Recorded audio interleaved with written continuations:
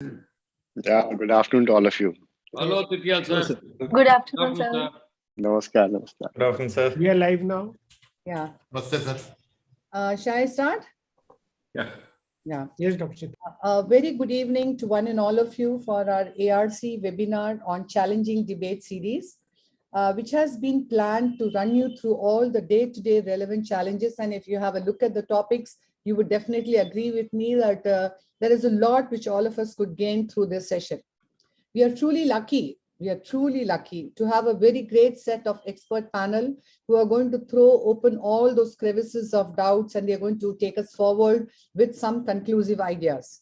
We have with us on our expert panel, Dr. Namrata Sharma, who's the Honorary Secretary, AIOS, Professor of Ophthalmology of RP Center, who has made a huge difference to ophthalmology and AIOS today for us. We have with us our eminent Dr. Jeevan Titiyal, heading the prestigious Institute of RP Center with a great national and international presence, and he's definitely there to add value and content to this webinar.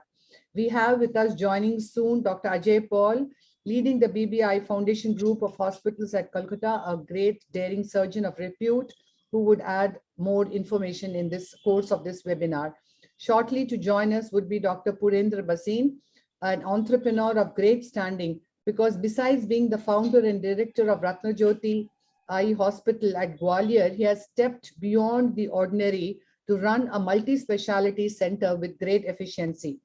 We have with us joining again very soon, Dr. Susan Jacob, who's the director of the Agrawal Group of Cornea and Refractive Foundation of the Eye Foundation, and an innovator and of international repute with tremendous accolades and awards to her.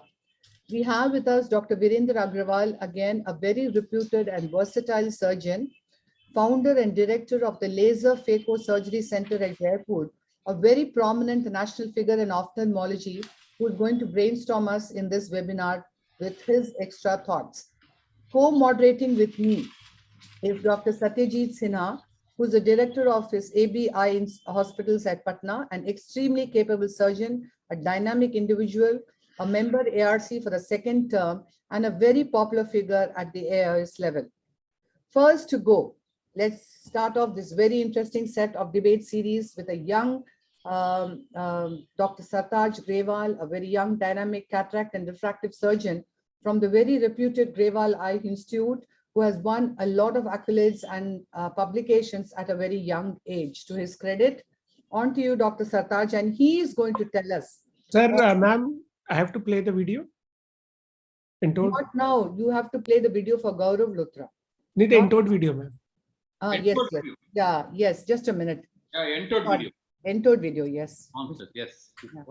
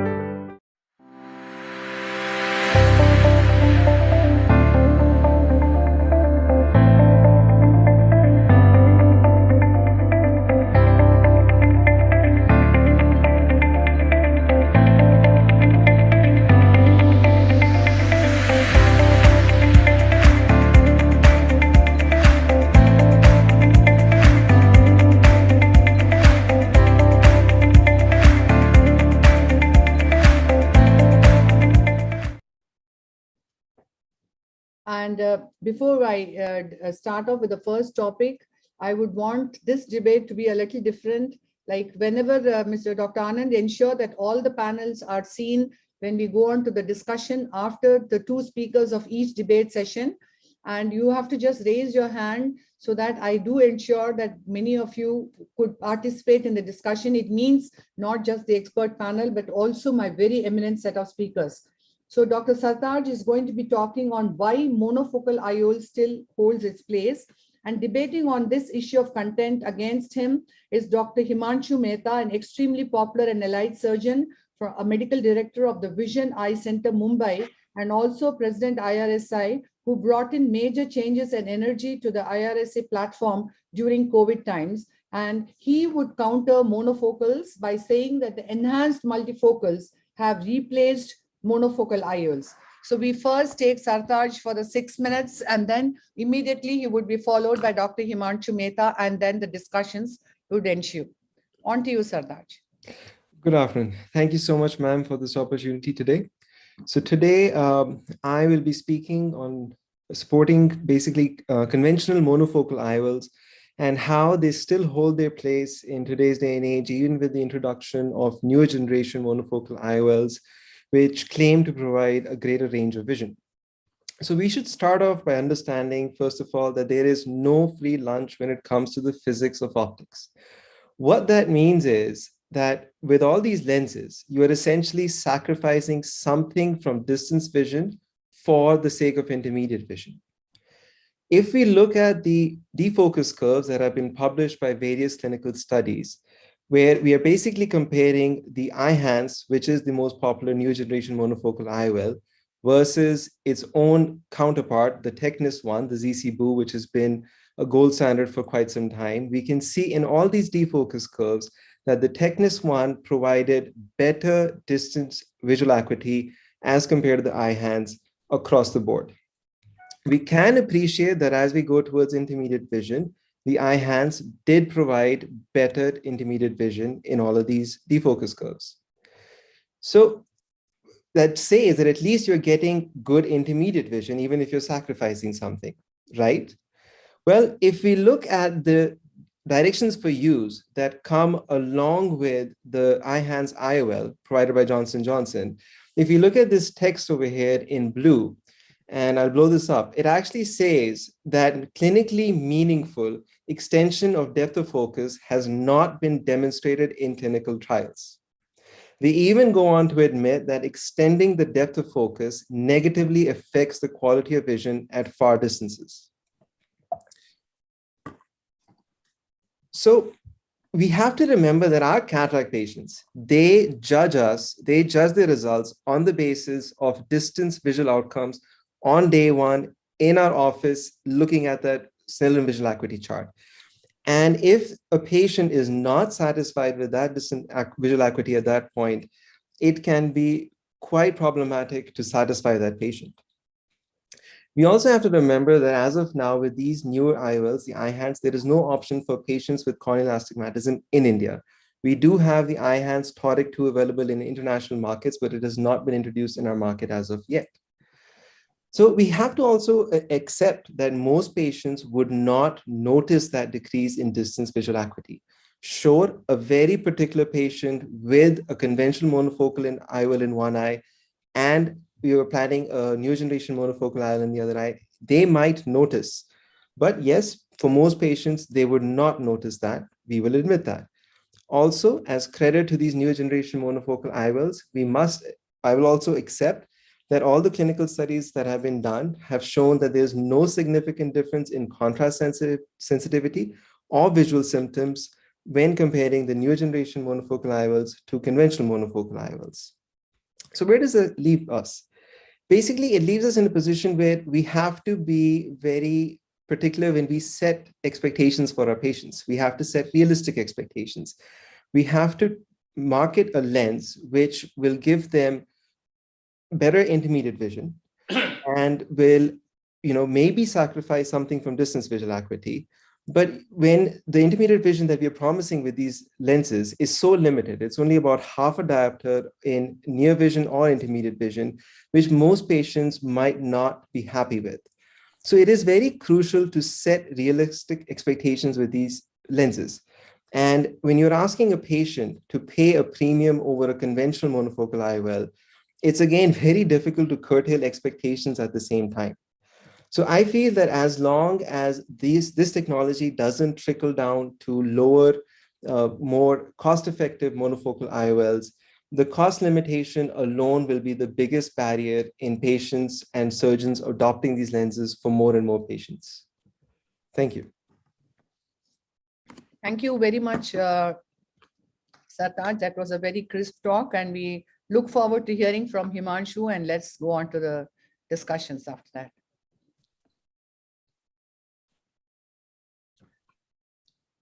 Good afternoon, friends. I'm reminded of Richard Bach, who said that there is no such thing as a problem without a gift for us in its hands.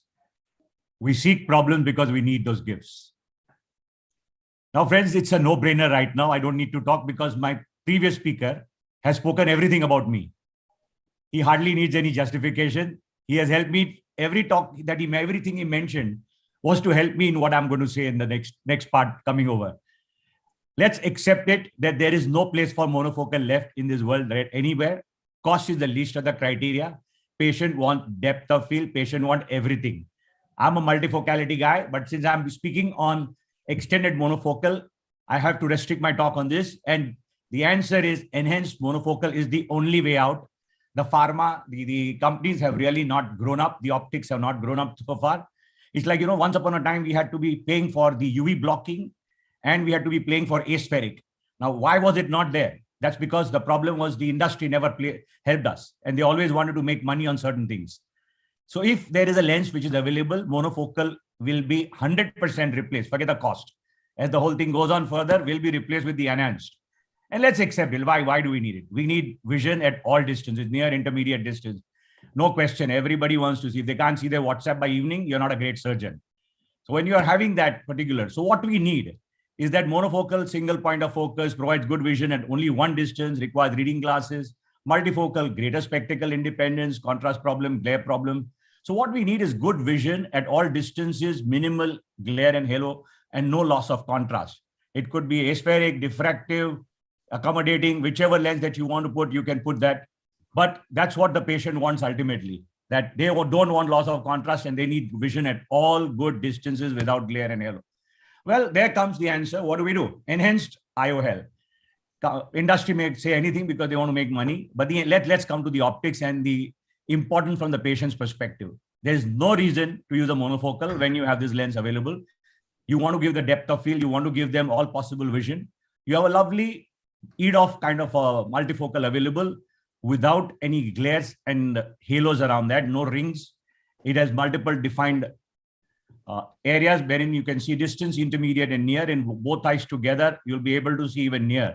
So the extended monofocal would be the way to go around. And that's the most important thing. Well, the design, based on the refractive technology, no rings, has a continuous higher order aspheric, no zones, power increasing from periphery to the center, unique anterior surface, provides good distance vision, provides improved intermediate vision, and gives the patient feeling like that of a monofocal IOL.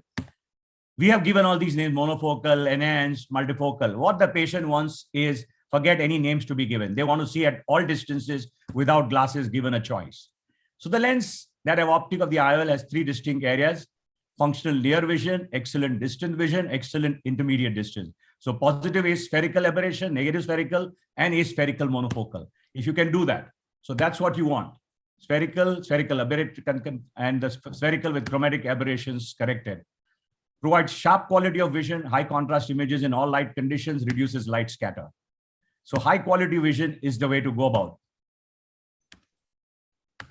So if you are going ahead with that, so vision beyond 2020, enhanced intermediate vision, excellent distance, daytime, nighttime, no difference, no glares and halos. Well, you have the electric typewriter available. Would you do that, or would you be typing on your Word document on your computer? That's no question that whoever till the end was using the electronic typewriter had to die a natural death. It's like a startup. That startup is not going to survive with an electronic typewriter. So also remember, we have, what would you choose? It's a no-brainer. You know how the industry started pushing onto us. That old refrigerator where the cooler was on the upper part, the cooling, the ice was on the upper part. Nonsense. You hardly use it at your eye distance. You want food and everything to be there. They just had to change their concept and look at that. And that's what is required in life. So if you have benefits of that, very good intermediate vision, continuous change in the refractive power from the periphery to the centers, no rings and halos, distant vision comparable to aspheric monofocal, spherical aberrations are reduced to minimum, sharp quality of vision, see clearly in low contrast situations, high quality material, no glistening, no light scatter. So intermediate distance activity, driving, including night driving, reading price tags when shopping. Of course, that's very important for housewives. They want to see that. They want to see the rates at which things are going. Watching television, subtitles, cooking and eating, playing cards. Oh yeah, I like to see the cards on my neighbor more than my cards, generally speaking, when playing a game of cards. So reading at a computer, tablet, smartphone distance, playing a piano or other instruments, feeling confident while walking.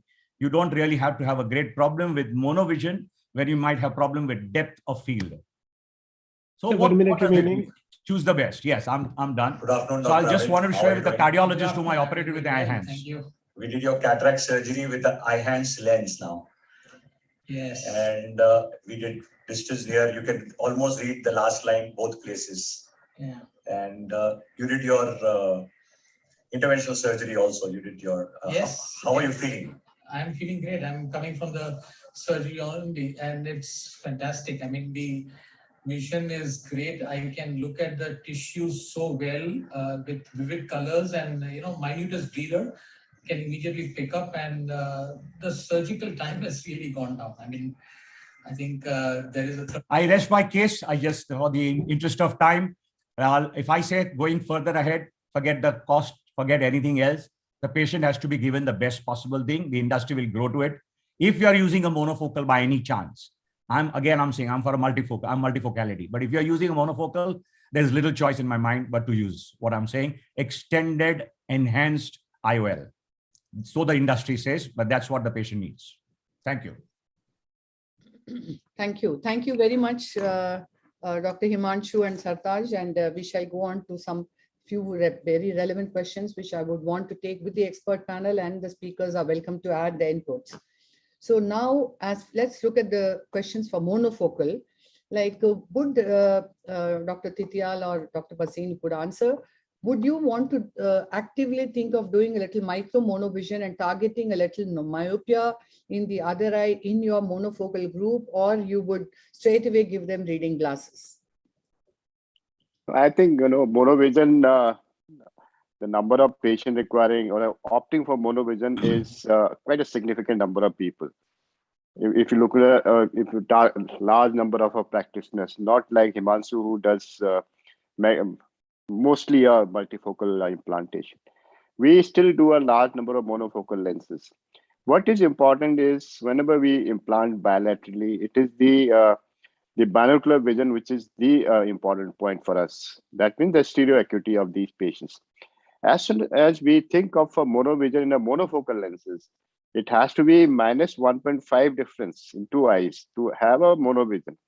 The entire stereo acuity goes down to a very basic level. So don't achieve stereo acuity.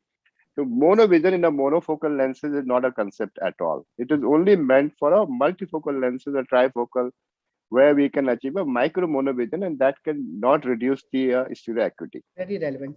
That is one point. Second important point, what both highlighted is monovision. Whatever lenses we opt for a monovision, they should give a distant acuity. At least that should be perfect. And the new lenses which has come up with little bit of enhanced technology for intermediate vision, they also have given us a good distant vision. That's I think advantage we have now.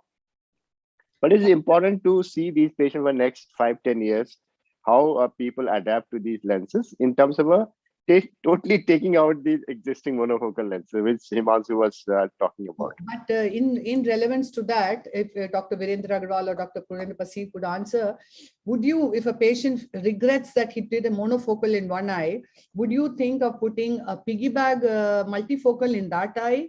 Or would you even think of doing a multifocal in the second eye for him? Would you all consider that in your practice as a part of your practice? Others also.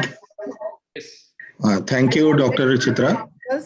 2-3 sentence answers, very crisp, so that we have more questions. I think it all depends on the lifestyle of the patient. This will depend on the lifestyle and use of the. If a housewife is there, then there is no harm in putting multifocal IOL in or trifocal IOL in the other eye if she or he is having a monofocal IOL. And an elderly patient who is not driving, And in such cases, we can do multifocal IOL in the other eye to give them a good quality of life. They can see for distance as well as near. Have you But ever a piggyback multifocal in the sulcus of these patients who have had a monofocal in that eye?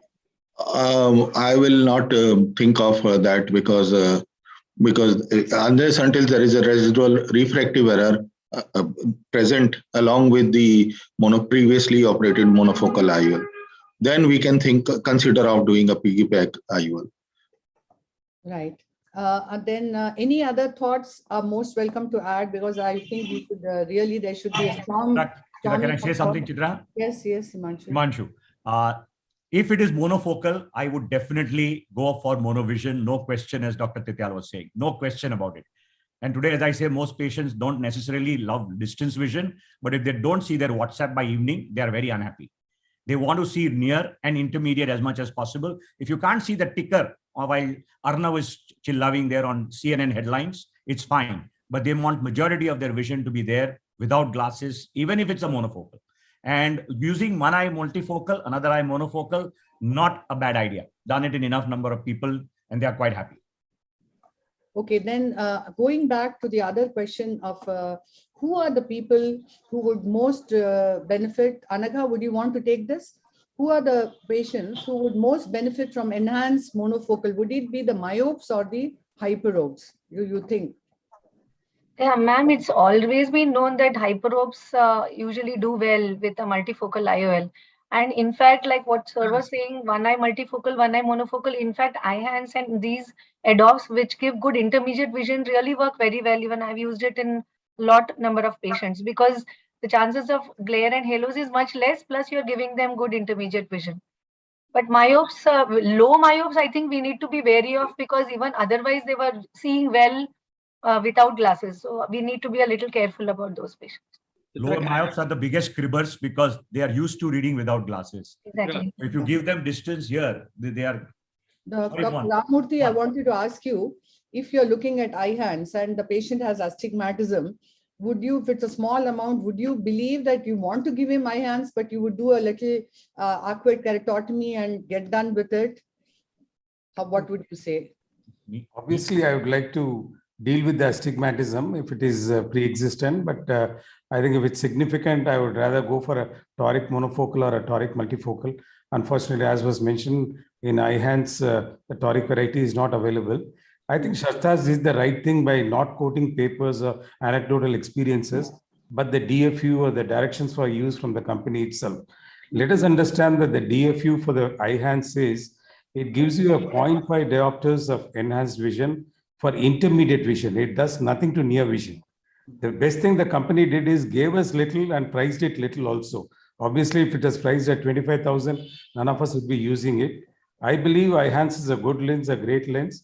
I think you pay peanuts for it and you get peanuts from it. Okay. Minivel is one lens. One very last question I'm going to take. Time's up. Yeah, dissatisfaction after enhanced multifocal. So whom would you not prefer to implant? A final take-home message, anyone could answer. Which patient you would not suggest an enhanced multifocal at all? If the patient has expectations of multifocality, just because they're paying a little more, that's all. Otherwise, right. Absolutely. Right. It's like a monofocal lens. Okay. We shall, that was nice. I'm sure there would be many more questions which we can always take on later. And you can even make note of it. We could take these questions. So next to go is another very strong team, Dr. MS Ravindra and Mohan Rajan. Dr. MS Ravindra is again a very popular figure, chairman and director of his Kartik Netralia, Bangalore, an exponent of SICS surgery, besides all else, and an innovator who is going to very aptly talk on why not premium IOL with MSICS. And against him, he's going to be countered by Dr. Mohan Rajan, who was going to tell that premium IOL and MICS don't go at all together. And it's a very dynamic, versatile, a man of great wit and humor, our dear Dr. Mohan Rajan, who besides being the chairman of Rajan Eye Care Chennai is also a popular president of TNOA. And he is going to challenge Dr. Ravindra's motion. I hope Dr. Mohan also is as aggressive in telling why premium IOLs and Phaco is the only way. So let's hear Dr. Ravindra first. Ravindra, Good afternoon. your slides are not sharing. Not sharing? Yes. No. You have to stop sharing it and Stop sharing and share again. Fine.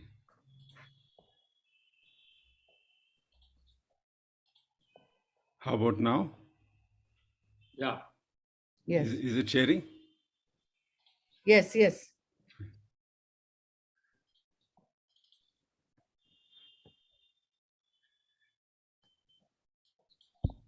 I don't know. You have to click on slideshow. You were doing it right, sir.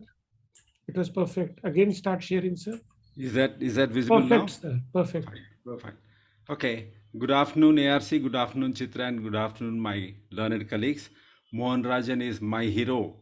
If I had known that he's going to talk against me, I would have withdrawn. So, but whatever it is, I had wished Professor Mohan Rajan would have spoken towards IOLs, specialty IOLs being implanted in SICS, because that's the way to go. It's not moving. Click on the left arrow, sir. Down. Yes. Okay. So me and Mohan Rajan once in Madras, we wanted to walk along the length of the lane here, which you see here. It took us about 8-9 minutes. It's a very crowded lane, just like the eye we have, very narrow chambers, bulky cataracts, whatever it is. I wanted to walk along. I did not disturb any of the crowd there, but Mohan Rajan brought his car there. You can see that? It's a flying car, and he sat this. The glass you see in the car, he has changed it now to the head-up goggles. The glass is gone. He's wearing the 3D 8K. That's what he's wearing now. Is an 8K gadget, which I can see very well. He brought this car and drove along. But of course, we reached the end of it together. But then he had to literally push all the people everywhere, and a couple of people got injured. And that's Mohan Rajan for me. The SICS tunnels are not larger than this. Phaco tunnels, you make 3, you make 8, you make depending upon what size of pupil you have, what is the density of the cataract. But I do it with a single tunnel, like what you see here. He does a single tunnel, and like what you see here, and try to push a probe of 2 millimeter diameter, which contains probe, sleeve, and fluid, but then it doesn't work out.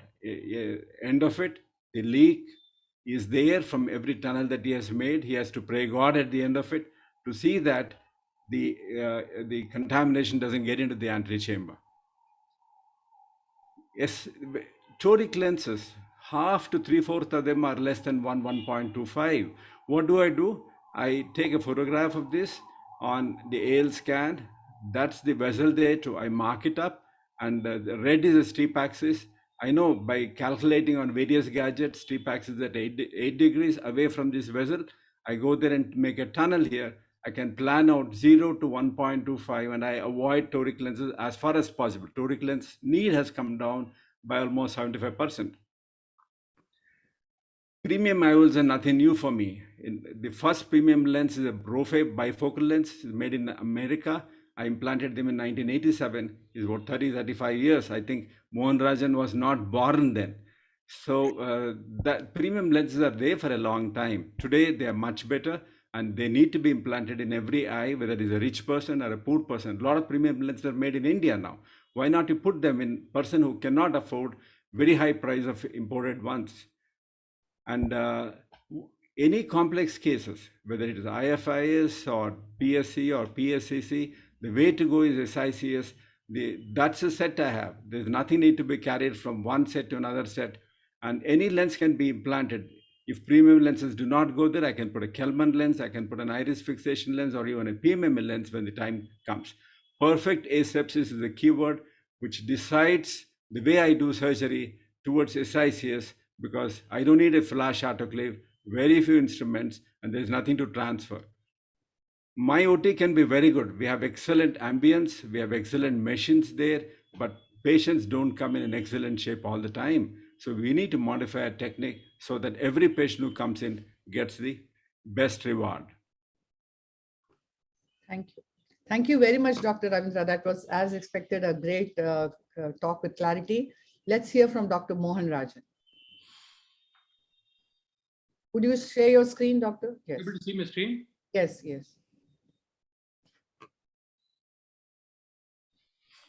Sorry. Okay. Thank you very much, Chitra, for this wonderful opportunity. Premium IOLs, I'm doing against SICS. The disclaimer is there. It's only for the sake of the debate. My guru, my mentor, my role model is also an alumnus of Shankar Netralia. I know he's from a big institute like All India Institute. I'm asking all the panelists, all the top panelists Chitra introduced, how many of the panelists are doing SICS for premium IOLs? The answer is none. So why would you want to have a debate for this and waste your time and my time as well? Change is the only constant. Yesterday, today, and tomorrow. Today it is Stalin and tomorrow I can become the chief minister as well. Are you still using the old bulky phones? Or how many of you are using smartphones today? Because of smartphones only we are on this technology today. I have a lot of regard for Ravindra. Excellent speaker, surgeon, clinician, academician. He can stand upside down and do the surgery. Teacher, multi-talented. But unfortunately, you know this, his name itself says he's a manual small incision Ravindra. So that is the reason why he cannot think beyond manual small incision for any of the premium IOLs as well. Friends, we are not talking about the comparison of MICS and SICS. It is like comparing Rahul Gandhi and Modi, Kamal Hassan and Rajinikanth and Sachin and Dhoni. They are different. The sun is setting on the old mindset. We have a patient who's like a luxury consumer, a plastic surgery patient. He wants uncorrected vision, distance. Himanshu was telling distance, intermediate, near as well. Do you use this old technology? 1 GB, as big as the size of the room. Newer technology is coming. These are the 4 mantras as far as refractive surgery is concerned. Address the astigmatism, decrease the complications, choose the best quality visual IOLs, exceed the patient expectations. Premium IOLs definition, MF, MF toric, EDOF, espheric, accommodating, so many things are there. Now, I would say that every IOL is a premium IOL because you need to give. The golden triangle is premium IOLs. Ravindra is doing a lot of them. He's a premium surgeon. He's a #1 surgeon in Bangalore, #1 surgeon in Karnataka, #1 surgeon in South India, I would say.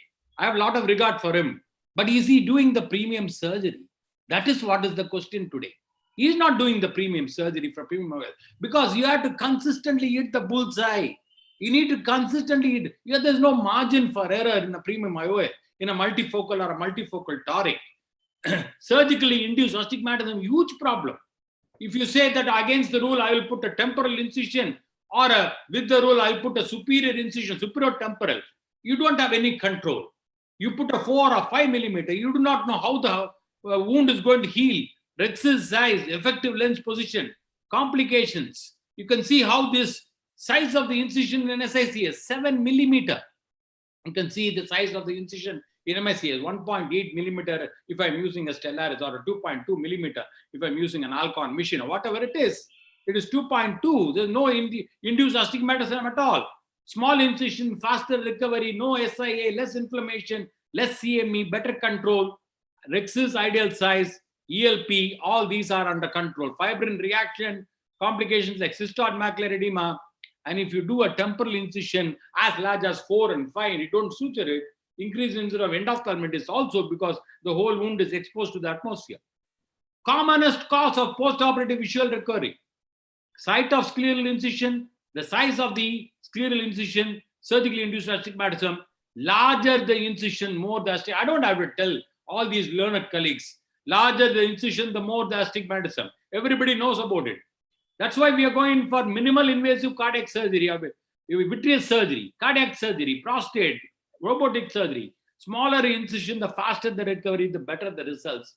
Minimal invasive surgeries are definitely better. Multifocal IOLs, I've just done a study, 2,100 eyes. You see my wounds. Wounds are pristine. It's very good. 1.8, 2.2 millimeter. Absolutely no stromal hydration or anything, no corneal burn, nothing, even a cataract of a very dense cataract. 96% of my patients drive without classes, see the computer 6.6, N6 without any problem, no surgically induced astigmatism. If I have an incision of about 2.2, institutes like L.V. Prasad, Aravind, which has got the largest study of SICS, RP Center, all these things, I can quote many thousands of papers of literature. One case, there are 3 or 4 surgeons who feed me regularly in Chennai. So 1 minute remaining. Surgeons like multifocal IOL, patient not happy, residual astigmatism. You can see the IOL is there. This is a large lens. You can see he put a 6.5 millimeter. Obviously, you have to put a very big rexis to the patient. There is a forward movement of the lens and there is a myopic shift. So all these problems can occur. Now I'm doing femto catalyst because my results are even better. I'm able to hit the lens at the bullseye consistently in premium IOLs. Preferred practice patterns, evidence-based medicine, consistency, competence, and control, the 3 C's, as well as MSICS in premium IOLs is concerned.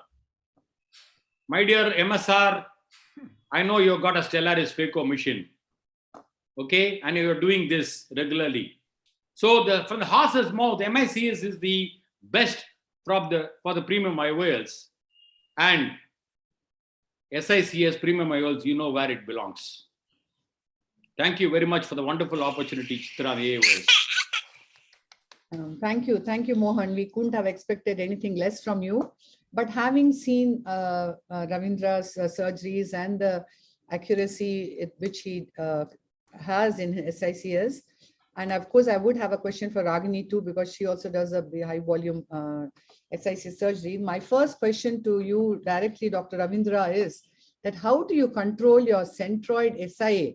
How do you do that? Because there are certain densities of cataract where you cannot stick to your phaco fracture and small sized incision.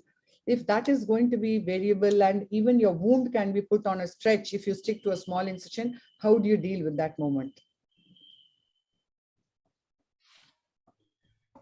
You're asking for Ragini or myself? Asking you, Dr. Ravindra. Okay, fine. It's very easy. It's a question of mismatch or matching the size of the cataract. You're going to remove it anyway, throw it out.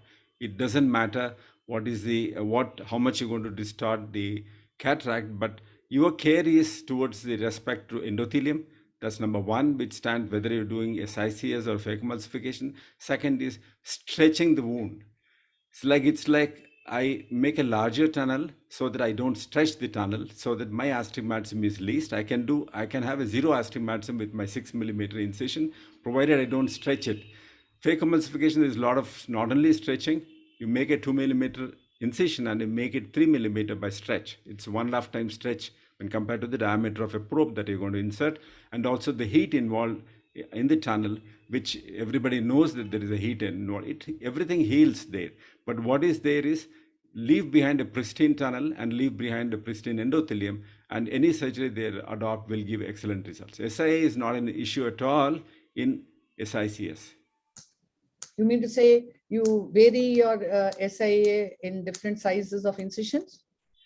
Yes, not only different size, where you start the incision, I can start in anterior sclera, I can start in posterior limbus, I can start in mid limbus, I can start in the anterior limbus and the cornea. Based upon it, we have a formula, and if the width is identical, 5 millimeters, then you can titrate the amount of astigmatism. Like I can create 1.25 plus minus 0.25 by designing an tunnel. That's a possibility. And the other biggest advantage in SICS is it's a very low pressure. The pressure is 0 to 20. It's never more than 20. So it's very physiological to the eye. The fluidics is very, very slow and low. The entire amount of fluid that I'm going to use to do a cataract surgery is about 25, 30 ml max. So the amount of churning you have inside the eye is least, and the pressure is low and the flow is very low. So these are the controls we have on the surgery, which is in the tip of your fingers instead of your foot controls, machine controls, which runs in huge speeds. Dr. Susan, do you do occasional SICS? Don't do? Yes, ma'am. Of course, I do occasional SICS. But then I would also ask you this question, because you're the expert panel here. This rexis size, Rex's size cannot be consistent, and we know Rex's size is so critical for effective lens position and all that. So Rex's size would increase if the density of the cataract would increase. So how could you promise emmetropia, and anything less than emmetropia is not acceptable for a premium IOL? What are your thoughts on that? Well, I'll be frank, I do not have the experience that Ravindra sir has. So I do not do premium IOLs in SICS, but I definitely do have very clear indications for SICS as well in my practice. It's not that I do not do SICS. There are many situations where I prefer an SICS over a phaco emulsification. But I guess Ravindra sir would do phaco fractures and all those other things to be able to get the cataract out, and I'm sure Ragini can also do that. I really believe that SIC is a beautiful technique which should be mastered by everyone. You cannot just stick to cataract and phaco all the time. You need to definitely know SICs. And one thing that I do sometimes, I haven't been able to master it again to the point of 0.25 millimeter plus minus astigmatism, but I do use a keratometer, intraoperative keratometer at the end of my surgery if I'm doing an SICS, and I try to titrate my astigmatism that way. So that's something that I do for keratoplasties very frequently, and I am able to keep my keratoplasty astigmatism within a reasonable amount, and it becomes easier with SICS when you do that. So you can put a suture if you want, if you feel that there is astigmatism. I'm not stuck on keeping it sutureless always. If required and for astigmatism purpose, I do sometimes put sutures. Yeah, the other question is, before I go on, one more question SICS, I would want to ask one on phaco. If a person has, the other expert panel, Dr. Virendra Agrawal, I would want you to answer this. If a 95-year-old patient comes with a very black cataract and 4.5 millimeter pupil, and he wants a trifocal, would you advise him against a trifocal? Would you do an SICS? Do you think it is justified not to put a trifocal with an SICS in these cases? Are my thoughts. Yeah, give me a difficult situation and you want me a simple answer. So the thing is, he is 95, he is brown black, and his pupil is the thing. The pupil is not an important issue for end result, but definitely during surgery, pupil will make difference. Because having the brown black cataract, 95-year-old, so my advice in these patients, though I do some phaco into this, because I'm not able to do SICS, but if SICS is required, I have my team who will do it. I'm not against putting trifocal or bifocal into these patients because they are usually pupil independent at the end. If at all they require some cylinders or they require some of the power, they will be more comfortable being independent of the glasses for their work.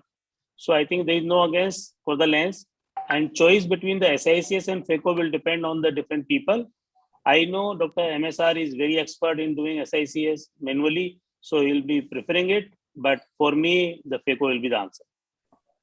Dr. Titial, if a patient has planned a multifocal and a nucleus fragment is there, PCR has got created. So would you think of still putting a multifocal in the sulcus, a 3-piece, or would you go ahead and do a monofocal and explain to the patient later? Your debate had shifted to a different direction, It was against the manual versus. Yes. No. But I'll answer your question because it will again depend on the size of a PCR we have in that particular patient. And if I can do a scaffold in that patient, that will be best. I'll put the intraocular lens, which may be trifocal. If it seems to be stable in the back, I'll put the lens and get the nucleus over the lens and do a phaco of that piece. But yes, if the PCR is too big and there's a lot of vitreous has come up, then we won't have a possibility of putting this lens in the bag, which is the requirement for a trifocal lens. You can't put on the sulcus. So it has to be a monofocal multi-piece foldable lens in the sulcus in those cases. And most importantly, it will be the counseling of a patient after the surgery and the relatives to tell them that this was a situation and we had to do that. And that is, I think, the critical point rather than a multifocal or a monofocal at that stage of a large PCR. Dr. Ramurthy, would you have anything to differ? Time's up. Yeah, I know. Yes. Oh, I think this will work very well in MSR's case, but a couple of points that he made about phaco incisions, I would like to differ. I think all of us have shifted on to 2.4 millimeter incision with the modern machine. I'm not talking the absolutely high-end machines. There is very little heat generator. There is very little of wound distortion.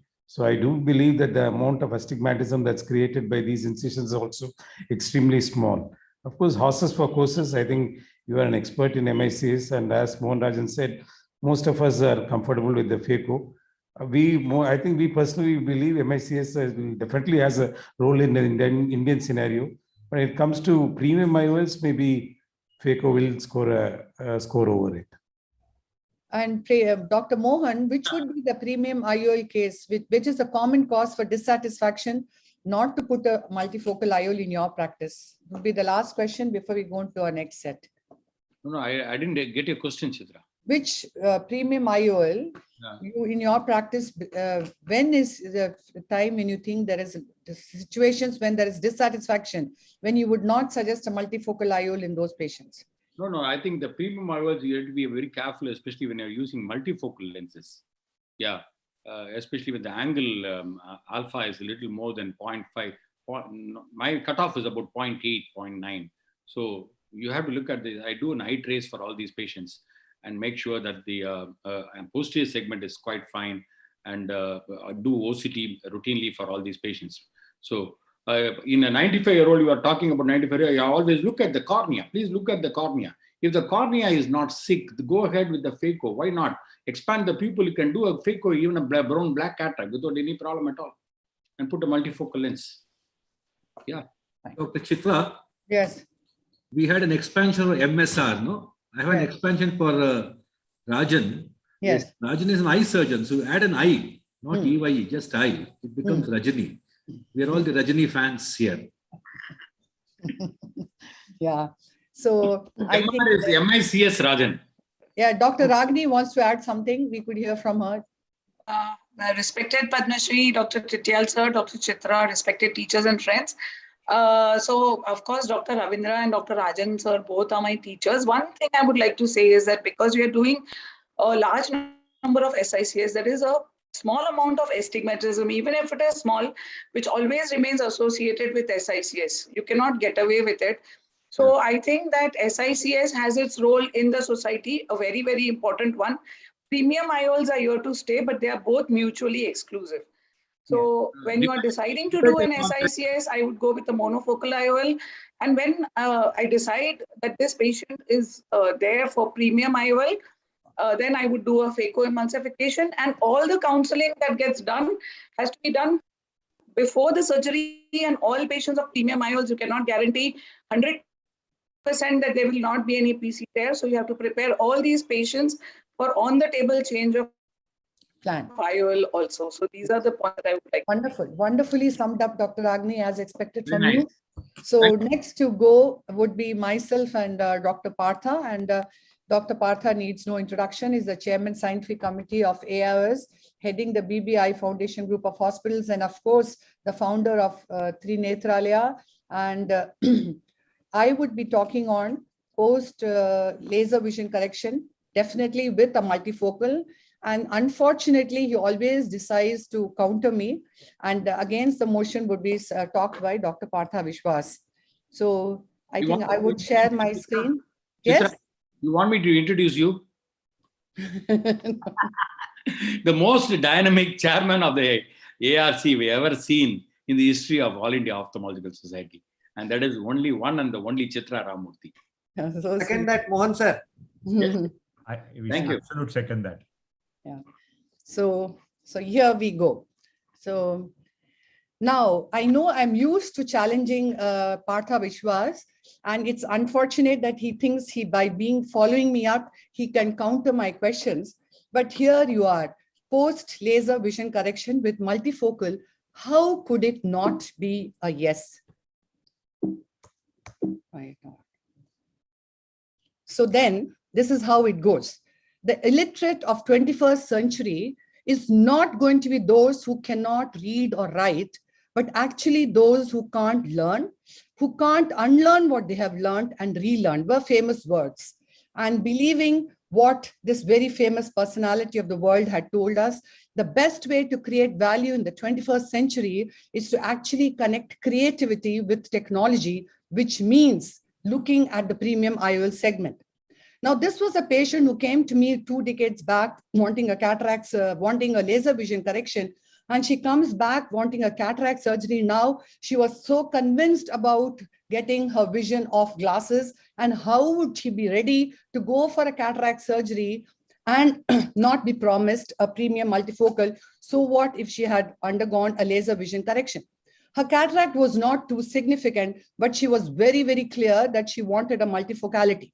Of course, I need to be wary because these are a demanding set of patients, but doesn't mean that I buckle up for that. So I am going to look at the ocular surface. I am going to look at the diffraction, the topography, and I'm going to look right up to the retina. And believe me, I would look at the ocular surface, ensure that there is no dry eye. I would treat the dry eye. Her expectations are high. My expectations are high too, to get what she wants. And I would be sure that I get my accurate K value.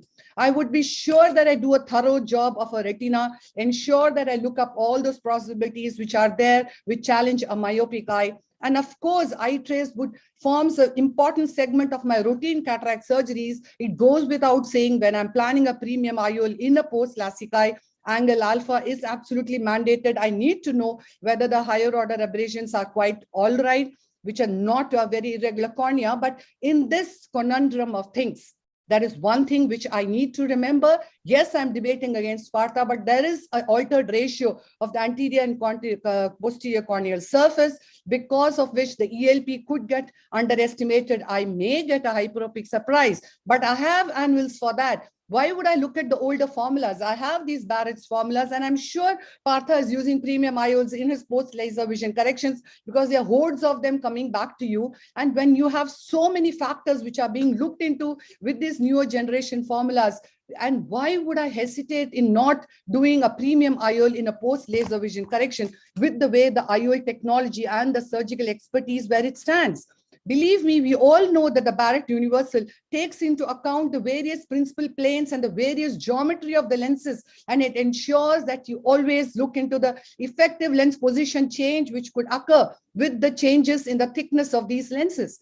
Today, we have total keratometry. I would, of course, look at having my setup premium if I want to deal with these LASIK eyes. But then if I have a total keratometry and if I can use a Barrett TK, where is the question of me not getting to win the race? Believe me, Barrett TrueK formulas has been consistently bang on. But of course, we would ask them to have realistic expectations, but not because they are post-LASIK eye, because that's how you talk for a multifocal patient. It provides a double K solution. All we need to do is just feed in those data, go on to the myopic LASIK mode, and then do a hyperopic or a myopic LASIK values which have to be taken in. In fact, there was a study which calculated the latest formulae supports refractive surgery eyes, and it was seen that in more than 70% of the eyes, TrueK was far better than the other comparable and equally withstanding formulas, and doing extremely well in all these situations. Now, coming back to this patient, did a biometry and decided to use the Barrett formulae, and 21.5 and 21 was what it was needed. But look what it showed. It showed that there was significant astigmatism in both her eyes. And you have to understand that we need to look at in the posterior, post-op astigmatism is an enemy of multifocal IOLs. So then what I did, looked at the corneal topography, ensured that the astigmatic magnitude was stable, the cornea was fine, it was symmetric. And of course, I would do a literature search before I come to this kind of a podium and talk. And this was a study done by Douglas Cork et al., where they said that a regular bow tie corneal astigmatism within the 3 mm zone, of course, you could do a premium IOL in these post-LASIK eyes. A difference in corneal astigmatism magnitude between the two IOL mask and lens star less than 0.75, go ahead. A difference in astigmatism meridians from the two biometers should be less than 15 degrees. I might look into that. I would look into the histograms of how so many eyes post-LASIK myopes and hyperopes did with the premium IOLs. And again, innumerable studies tell that with the present-day multifocals, we are bang on. I would even look at the Hagezel. Why would I not look at the other comparable formulas? And they also have the centroid assay. They also look into the variable toricity ratios, ensuring that we are bang on with the ELP, and the PCA is also accounted for. The current day multifocal strengths have evolved over the time to compete with our surgical skill, compete with our knowledge. I could even do a mix and match with these eyes if such a situation demanded. I have trifocals, the fine vision, the AT LISA, the panoptics. Look at the total energy loss is just about 14%, which is hardly much. And if you look at the defocus curve, we are bang on for distance, bang on for intermediate, and bang on for near vision. And the kind of optic zone which the present day multifocals have, you could have an angle alpha even up to 0.8 or 0.9 and still implant a multifocal IOLs in these eyes. And if you do a premium cataract surgery, which I would if I have access to, I could center these eyes on the capsular bag, which is the way to go. And then all that does, it does the fragmentation for you. It does the softening of the cataract for you. All you have to do is to just bunch up the rexus and take it off. All that you have to do is just do a gentle hydro, because pneumodissection is done, just separate the nuclear fragments. There's no phaco power which is being used. Possibly it's redundant to tell all these things. The surgery is premium and the results are premium, a plano vision for distance, intermediate and near. So everything you choose, friends, comes from your choices, and look at your choices. What a new technology does is actually it is creating newer and newer opportunities for you to do a better job, more than what the customers want. Of course, I would explain to my patients that these implants come in certain sizes and maybe a post-op touch-up is just a part of the plan. But why would I not touch these eyes for a multifocal IOL? In fact, if you have a conceptualized approach in your mind, it opens you up to all the challenges and takes you to the right path. Why? I can't understand why today we would hesitate to stay abreast to the changing world, and why not we grasp the moment? Change is constant, and that's what Mohan Rajan also said. Friend, dear Partha, you need to have the ability to perceive logic. You need to be realistic. You need to have the foresight to win that moment. And today, you should have the acceptance of defeat, because that is the need of the hour, because you're contesting and fighting not with Chitra, but the topic of that post-LASIK eyes, that you would deny them a visual independence. I think you should just move off from this debate, forgive yourself for not having the foresight to know what now seems so obvious in hindsight. Believe me, I always believe in being a winner and giving the best of experience to my patients. Thank you. And I truly believe that all of us would go back and place a multifocal IOL in our post-LASIK eyes. Thank you. Fantastic. Partha, you want to talk or? Yes, I have to talk. I have to talk.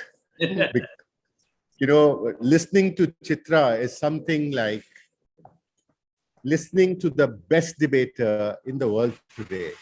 So if she says that a lion is as tame as a sheep, and if you listen to her for 6 minutes, you will actually think that yes, a sheep and a lion are tame animals.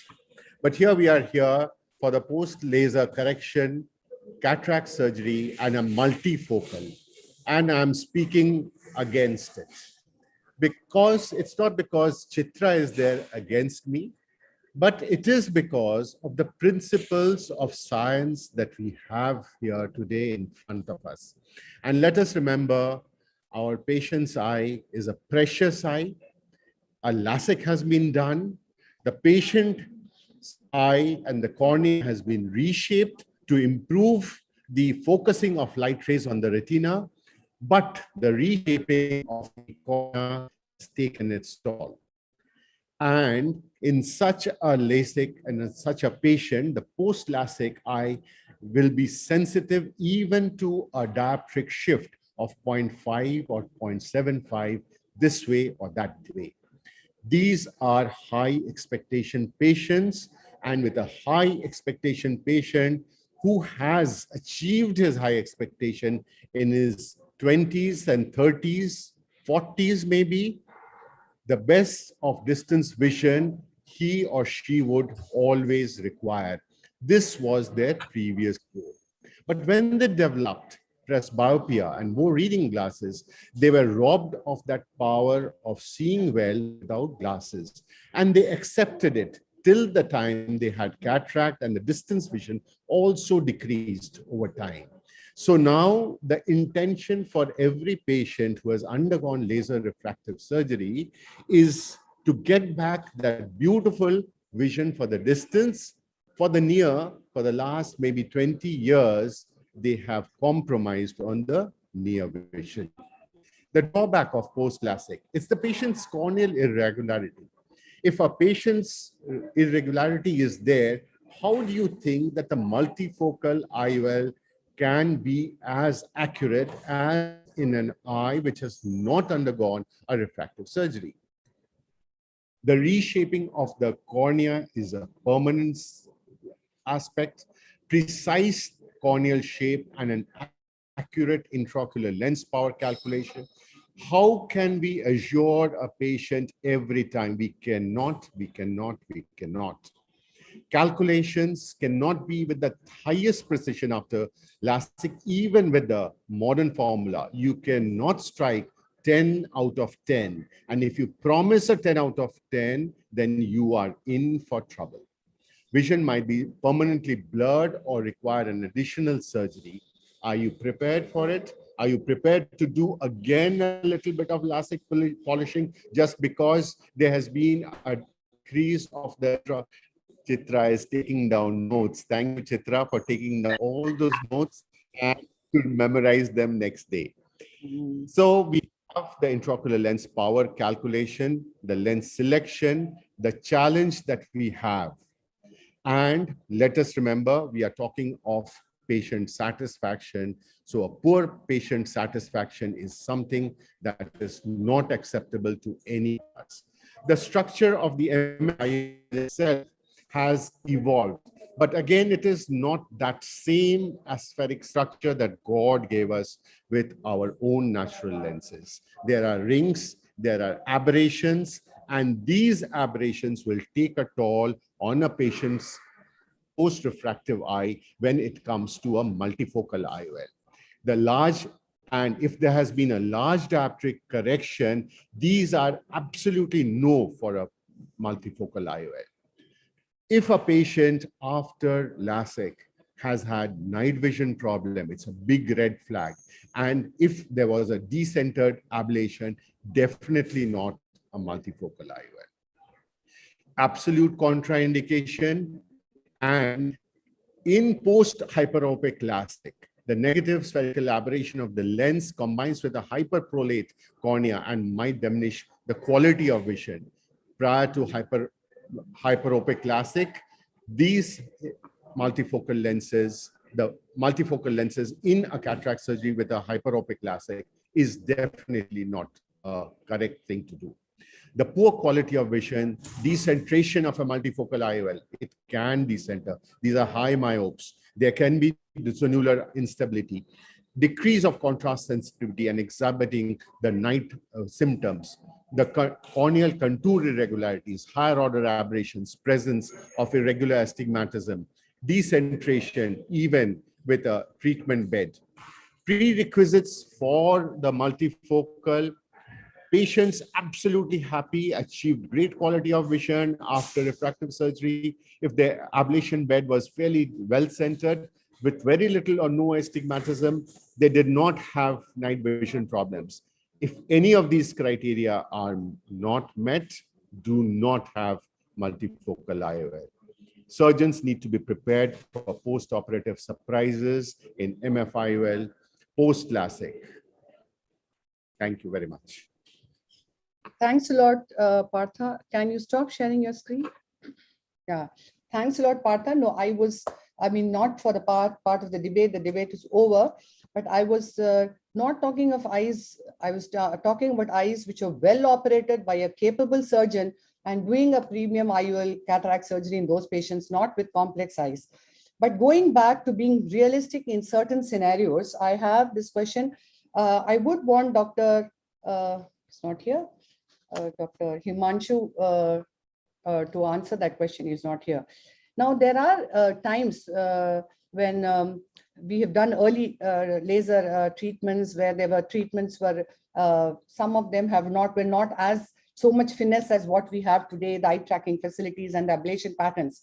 And some of those patients are also coming back to us. So Himanshu Matalia, I have a question for you here. You assuming there is a little unintended higher order aberrations which you see on the topography, would that deter you from doing a multifocal IOL in those patients? If the ablation is not irregular, I'm not saying that. I'm only now telling, I had answered the first question to Partha, but I'm asking you, if the HOA is showing as a little more on the eye trace, would that deter you from doing a multifocal IOL on these patients? No, to me, HOA is a big hoax which we are throwing without understanding ourselves much about it.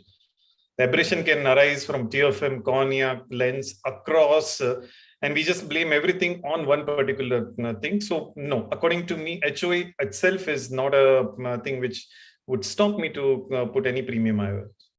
Yes. I also do agree, though. I would want to differ. I wouldn't want the audience to go back with the right take-home messages, debate aside. Dr. Ramurthy, I'll ask you this question.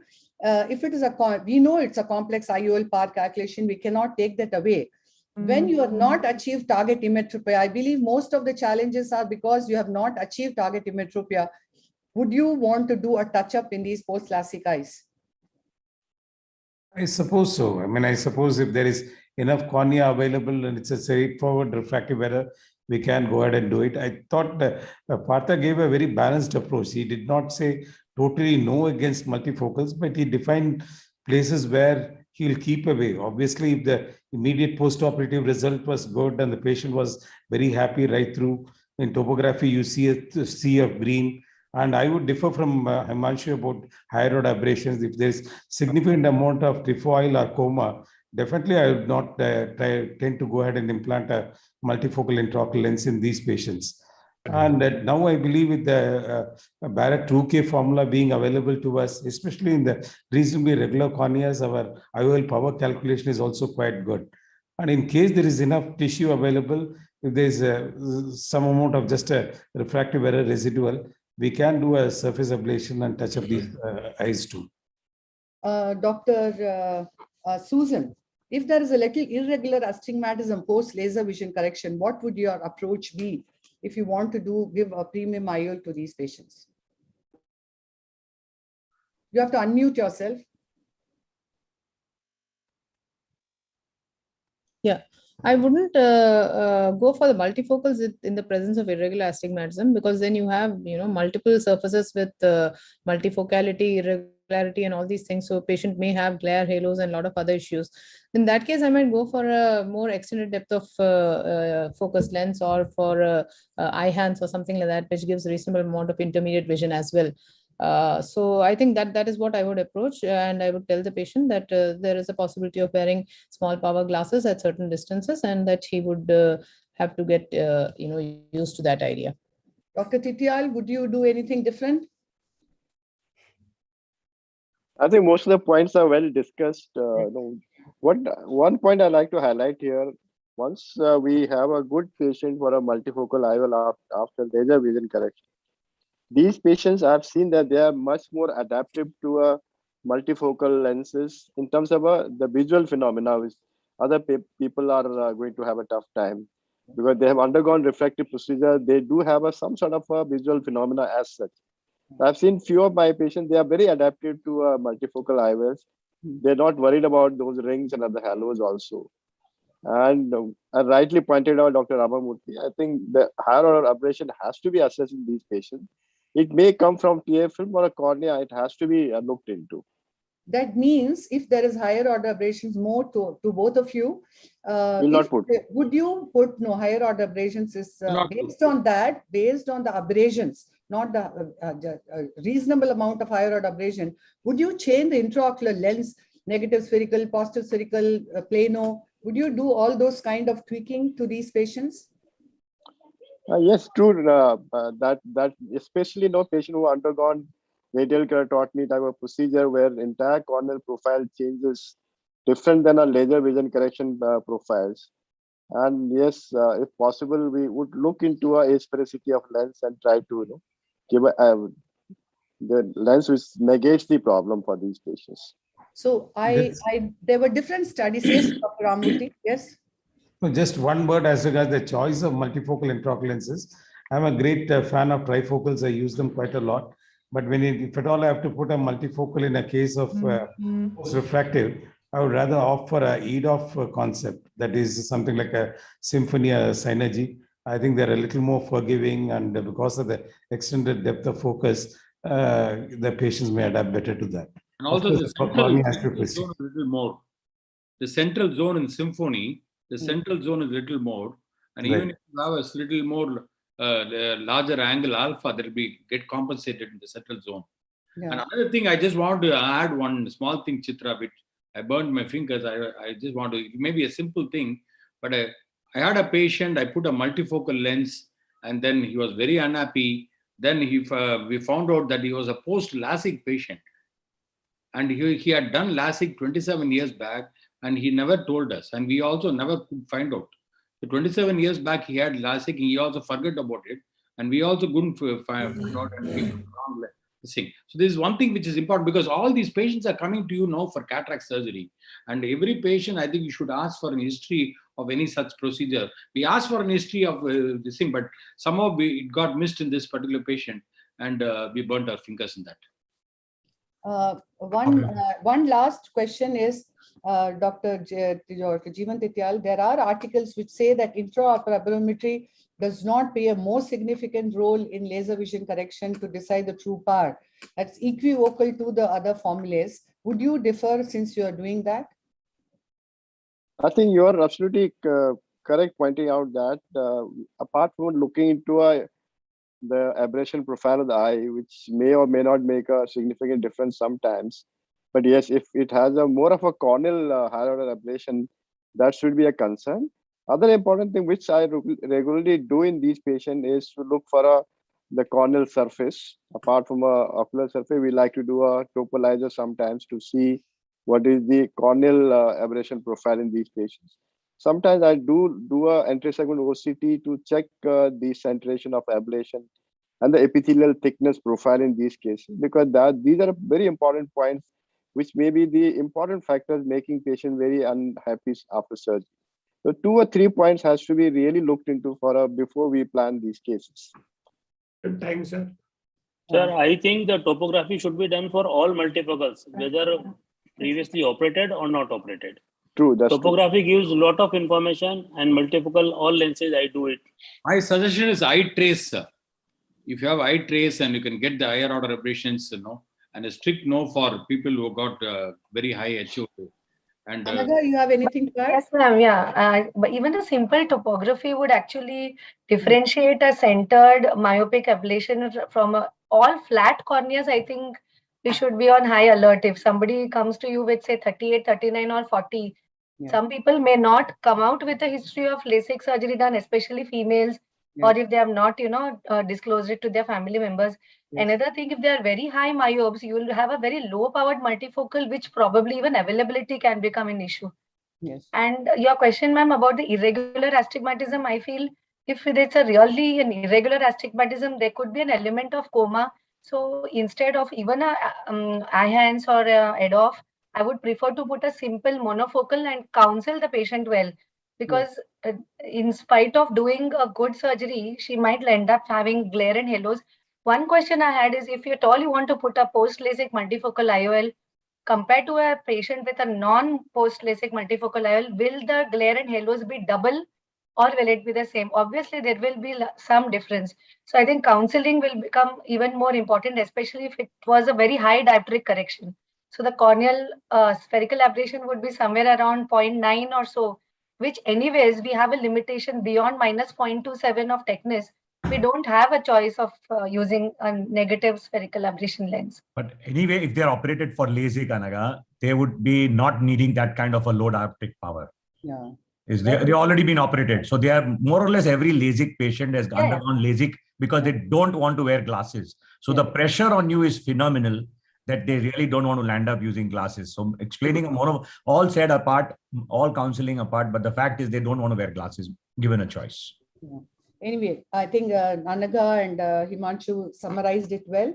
So we shall now go on to our next set. Dr. Himanshu Matalia would be countered by Dr. Jagdish Reddy. Dr. Himanshu is the medical superintendent and head of cornea, refractive ocular surface and stem cell transplantation from NN Narayan Netralaya 2, a dynamic surgeon, and he is going to be talking on a higher order aberrations and angle alpha are overstated in premium IOL screening. Countering the issue would be Dr. Jagdish Reddy, head of the cataract and refractive services with specialization in cornea and anterior segment, contact lens, cataract and laser refractive surgery from LVPI Hyderabad. So let's hear the two of them and then we can go on to a discussion. On to you, Dr. Himanshu.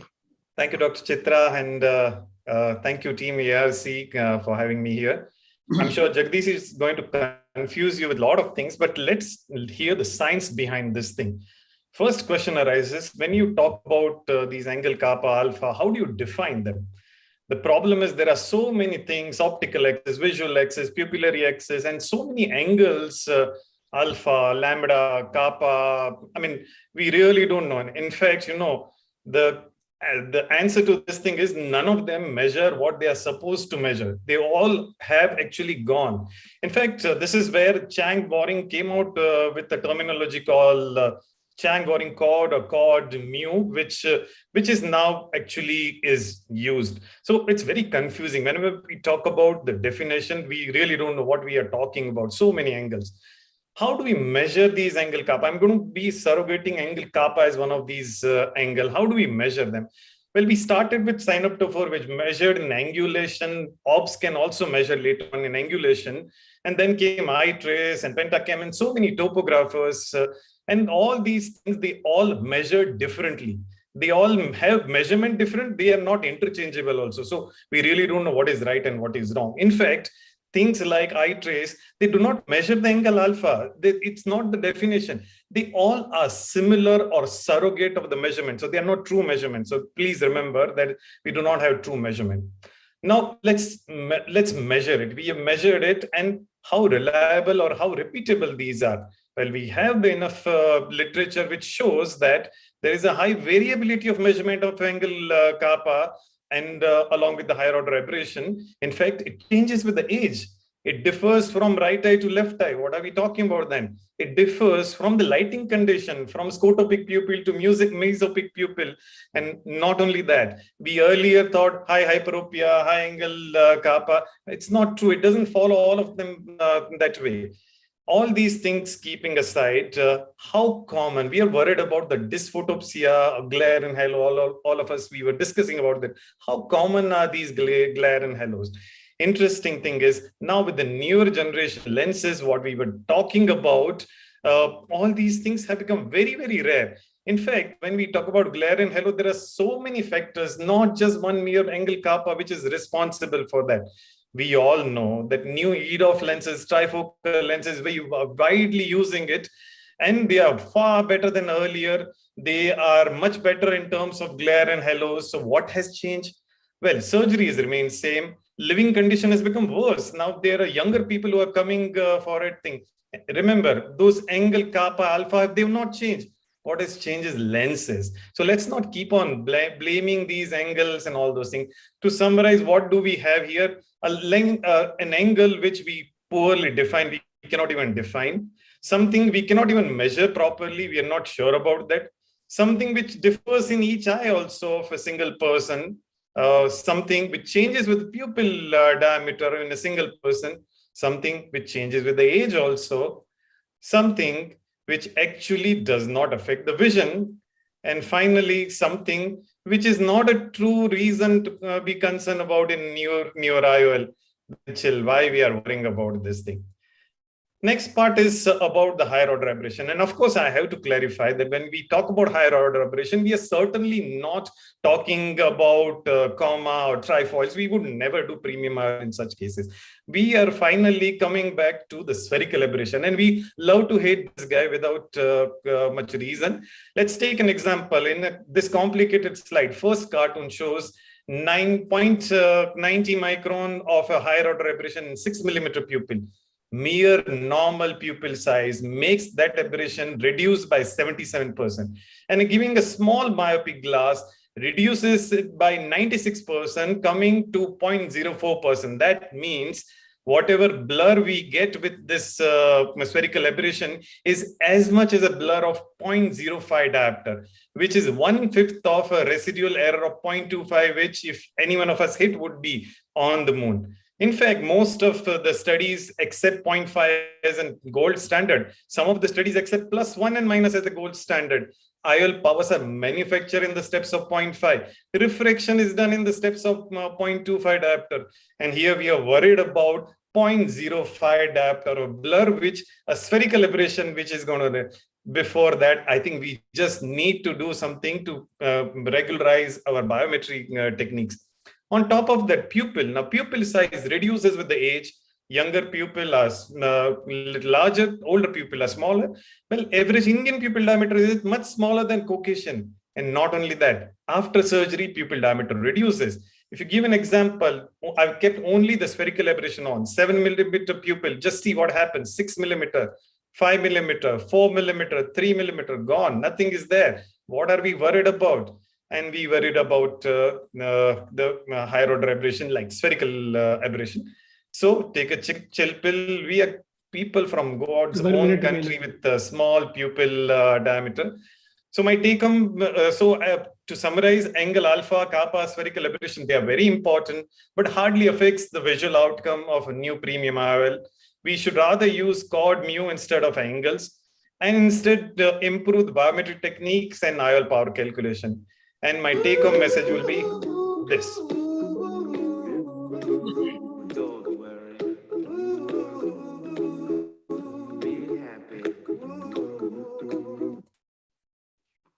Thank you. Very well said, Himanshu. I agree with much of what you say, but I would want to know what Dr. Jagdish Reddy is going to add to counter your points. So on to you, Dr. Jagdish.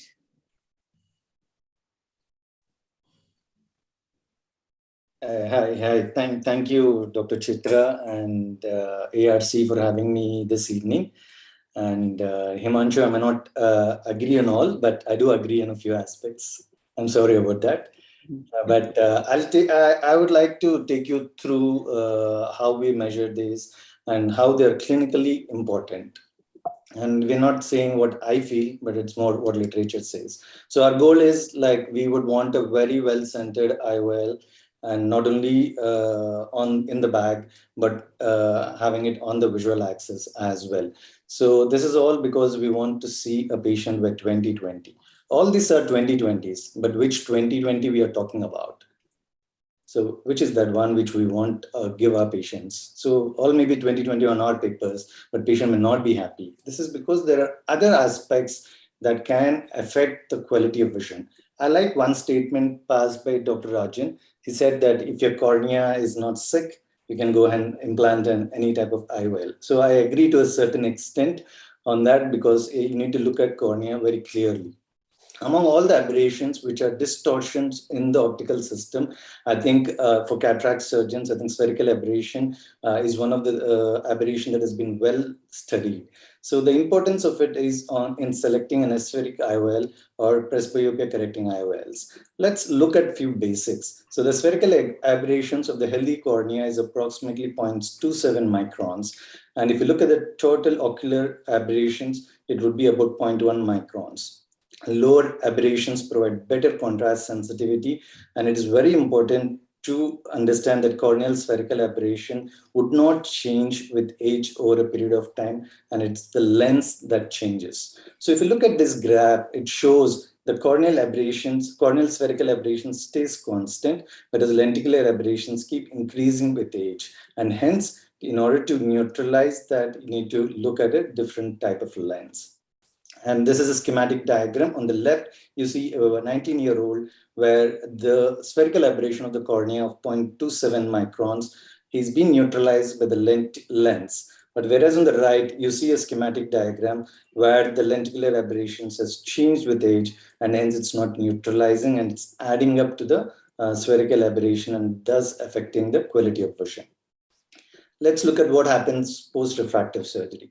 If you look at after myopic LASIK, the spherical aberration increases because of the central flattening, and hence aspheric IOLs with some amount of negative asphericity would help in improving the quality of vision. Whereas in hyperopic LASIK, the spherical aberration decreases. Here, I think spherical IOLs would be a better choice here.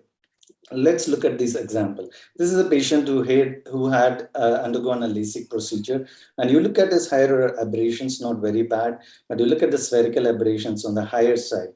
These would definitely benefit with an aspheric IOL where you would want to correct some amount of corneal aberrations. This is another patient who has very high amount of higher order aberrations, and spherical aberration also shows on the higher side. And this is because you do see some amount of decentered ablation here. So these are the patients who may benefit with aspheric IOL as well. As Himanshu did mention, that you do have some benefit of spherical aberration. You don't need to correct all because there's an inverse relationship between depth of field and the image quality. So do we need to correct all these? So small amount of residual negative spherical aberration may aid in achieving better unaided near vision, and patients can be less dependent on glasses on all the times. But positive spherical aberrations degrade the image quality and reduces patients' vision, especially in very myopic pupils. And hence it's very important for us to measure these and then look at if you can help them with choosing the right IOL. So if you look at an example like this is at age 20, you see a cornea of 0.27 microns, and then a lens has a particular amount of spherical aberration. And if you look at the overall spherical aberration, it is about 0.094. This is what you would like to look at. At age 70, the dynamics changes because the lenticular aberration keeps changing. And you do have lenses of different spherical asphericity. So wherein Technis has about 0.27. So wherein you can correct most of the spherical aberration in the cornea, and IQ has some amount of asphericity. It can correct spherical aberration to a certain extent. Whereas if you implant a spherical IOL in those who have higher amount of spherical aberration in the cornea, they do have residual spherical aberration, and that can affect the contrast sensitivity. So I think to answer to Dr. Himanshu's talk, I would say like there are about 34 papers that have been talked looking at spherical and aspheric IOLs, and it's clear that the ocular spherical aberrations have decreased and fewer ocular higher order aberrations are seen with aspheric lenses with better contrast sensitivity. And this is the table showing the same. I'll not discuss this. I'll move on now. So in multifocal lenses or trifocal lenses, I would say these lenses do decrease the contrast sensitivity to a certain extent. And if you have a patient with 1 minute remaining, corneal higher order aberrations, this would decrease the contrast sensitivity as well. So it's very important for us to select an IOL in these also, which would suit a particular patient. So angle alpha, Dr. Himanshu did talk. I'll skip all these and go on. So why we choose angle alpha? Because compared to pre-operative values, there has been a significant change in the post-operative values of angle kappa. So this is because of change in the pupil center in individuals after cataract surgery and the change in the visual axis, which may affect its value. But this is not the same with angle alpha. This has been very well centered along the horizontal axis, and it is said to be more stable, and hence we started looking at angle alpha. It's more reliable and a stable factor. If you look at the distribution, it is alpha angle is temporal 95% of the individuals, and mean and median is about 0.44, and the percentile ranges from 3.34 to 0.5. And then if you look at having your cutoff as 0.3, you'll be excluding about 82% of individuals from having a multifocal lens. And if you choose 0.5 mm, you'll be excluding about 32% of them. And it also varies with with axial length. I think it's a very important factor that we all should understand. It has inverse correlation, and hyperopics have higher angle alpha, and especially hyperopes with steeper keratometry and lesser wide to wide do have very high angle alpha. And I would say, like when you look at the outcomes of this, like you say that angle alpha is less affected compared to angle kappa in these individuals. So I think the amount of effect in the quality of vision is less if you have angle alpha 0.5 mm or less. So this is, I'll skip these examples, I would say, and then I'll summarize. So angle alpha is relatively stable, and aberration correction multifocal designs may be more susceptible to large angle alpha compared to with aberration neutral designs. So angle alpha could be used as a predictor with multifocal IOL design, and not with all, you cannot generalize it on all IOLs. I think IOL design should be considered as well. So the quest for supervision is more complicated with more important optical and neural factors. So I think we do have a small amount of it in our hands. There are more to it. And then I think the future would be more promising for us. Thank you very much, Dr. Jagdish and Dr. Himanshu, for beautifully discussing your points and very well covered. One question to you, Dr. Jagdish, if the angle alpha is a little more, would you, nowadays that we have a central optic zone is larger, would you feel confident to use these multifocal IOLs when that is alone in question, unless the angle alpha is hugely high? Would you do that? Yeah, I do implant. I would say I've not seen any angle alpha more than 0.6, I would say, but I did implant patients with multifocal IOLs or trifocal IOLs. So I didn't find any, though I didn't measure any of the quality of vision parameters, but patients do not complain of these. And Himanshu, if you had a patient, I'm sure there might be any number of patients in Bangalore who have achieved target Hyperopia, who do not have much of a higher order aberration, have normal angle alpha, but post multifocal IOL are quite unhappy. So how do you deal with these patients? Leave alone the psychiatric part of it, the genuine issue which could be missed in these eyes. Could be. So one most important thing which I believe is when we can't find a reason, that means it's our shortcoming and we are at fault, rather than blaming it on psychiatric disorder, which may be there. Sometimes it can be there. But when things are not found, we take a solace in claiming that patient is fudging the symptom. I think we have to dig deeper to find out there can be some reason there.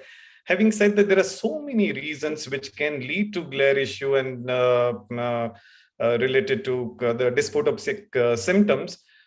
So I don't think I would just leave it behind the angles and these things. I'd go for each and everything wherever possible if I can. Sometime mere finding out the reason itself solves the issue for the patient, because all they want is to get idea about why this is happening. And if we are able to convince them about how they can get over it and neuroadaptation part, I'm sure most of the time they get over it. Having said that, we all do come across rarely scenarios where we have explanted the lens, and that's true for everything. I mean, in life, that's going to be that small uncertainty. Looking at that, we don't stop living our life. Dr. Jeevan Tyal, would you have removed the multifocal lens because of the negative dysphotopsia it created, or you never had patients getting so distressed? No, I did have patients who were totally distressed. And I have explanted one lens of multifocal till date. And that was a patient where we assessed everything. Like we did X-ray, we did everything, and everything was normal. And despite that, patients are not very happy. So that also indicates sometimes that these parameters may not be the cause for a dissatisfaction. As Himanshu rightly pointed out, there are so many things. So this patient mainly, I think, would have had a negative dysphotopsic symptoms, where I had to explant and put a monofocal lens for this patient. But looking to angle alpha, normally we don't check for all patients. We are looking for those patients where they are not happy with the 2020, which Himanshu talked about at the beginning slide. So those patients who are not having satisfactory outcome after 2020 also, there we look into these aspects, then we see, okay, what was the angle alpha, what are the higher order aberration in these cases. But even a simple monofocal lens with aspheric design will have a lot of problems with the large angle alpha there also. It's not only multifocal lenses, it's the aspheric lenses also get affected by the decentration. So that is called a physiological decentration. There'll be a atrogenic or iatrogenic decentration also. But physiological decentration can also affect the quality of vision. They would have a 20/20 vision as such. One thing I just want to point out. Himanshu and Anaga have to say something. After that, we'll go on. For a change, it's going to be Dr. Shell and Gaurav, because Gaurav has a flight to catch. Shell. So you get prepared for next. Yes, Himanshu. One small thing, but the major fallacy or the paradox in ophthalmology, subjective sense, we are objectively measuring and telling patient you can see very well. It's like going to a restaurant and chef dishes out something and tells you this is so tasty to you. I mean, of course, there would be difference where they would have different perception. Finally, it's a subjective sense which we are dealing with. Yes, Anagha. Yeah, just one small thing, ma'am, for the audience, like sir was saying, there's a lot of confusion between angle kappa and alpha. A simple mnemonic like OVA, OVA, means angle alpha is the distance between the optical center and visual axis, so OVA, OVA, and PVK is kappa, that is the pupillary center and the visual axis, just for the audience. And what my thought is, if you're looking at multifocal IOLs, because you look at the limbus, so alpha will be more relevant rather than kappa for IOLs. Yes, Thank you. Yeah. Thanks a lot, Jagdish and Himanshu. Do stay on with us. There are more different topics where a lot of controversies are there. So because Gaurav has to fly to catch from Udupi, so we have to take him on. So the next to go is Dr. Shail Vasavda, consultant cataract and refractive surgery from Raghudeep Eye Hospital, Ahmedabad, with lot of peer-reviewed publications, awards to his armor. He is going to be talking on PCR with toric IOL implantation, reverse optic capture, and he is going to be countered by our ever popular Gaurav Mitra, chairman of his Drishti Eye Hospital from Dehradun, chairman ARC of ISI, and a great friend of many. He is going to talk contradicting him. So on to you, Shail. This is a 39-year-old, just a second, sorry. So a 53-year-old male patient, left eye cataract surgery done in 2017 with flax and toric. Again, planned for flax and toric in the second eye. Nothing very special about the cataract, and the surgery also seems to be going off quite okay in this case. Placement axis is about 168. A beautiful rexis and lens division has already been done, along with a nice limbal incision. And we like to do things slowly with moderate parameters so that everything happens in the center of the eye without the right hand moving much. So notice if anything is required, we use the left hand to push the fragments away rather than moving the right hand. That makes sure that the fluidics remain stable in the center. And everything has gone off very smoothly. No untoward event that has occurred during the cataract surgery. And still the rexis is nice and nicely intact. And after bimanual irrigation aspiration, a clean centered capsular rexis and a nice bag. 20 diopter IOL was planned. And noticed here, I'm really sorry for this. So notice here that while injecting, the plunger is actually sort of overriding the optic, which should generally be a warning sign. And therefore, I'm facing a lot of resistance in injecting this IOL. And I'm hoping I can get away with it, and shoot, that final shoot did come. And quite often we always get away with it. So still I was not very worried. But now, having repositioned the IOL, I can notice this large split in the posterior capsule that has occurred due to my forceful injection. So now I'm in a situation where everything was okay. I've injected the IOL in the bag, and there's a PCR extending up to the equator. And what should we do next? Should we explant the IOL and put a 3-piece in the sulcus? That would be quite traumatic in this situation. So having had some previous experience of reverse optic capture for negative dysphotopsia, we decided that this is an option to consider in this case, where there has been no further disturbance of this area and we are not going to be working in this area. So by reverse optic capture, what we mean is the haptics are in the bag and the optic is being pushed up. And we also have to make sure that the IOL is put into position at 168 degrees. The Varian overlay is not seen over here.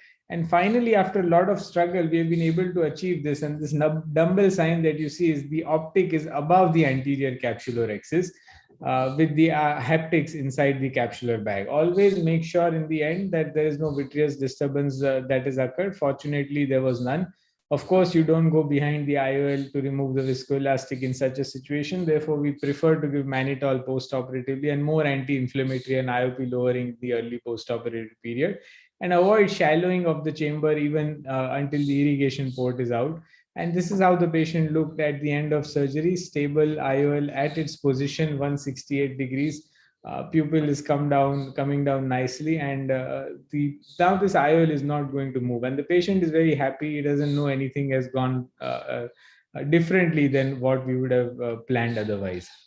Another similar case, a 39-year-old female, diabetic, PSC cataract, and we have a large PCR with 3/4 of the nucleus remaining. So first things first, forget what IOL, what have you planned. First is you have to tackle the vitreous, and we find going through the pars plana helps in draining the vitreous from this open area, and therefore we are able to avoid more vitreous prolapse and able to symmetrically remove vitreous even around the posterior capsular tear, so that there are no unequal pockets of vitreous left behind.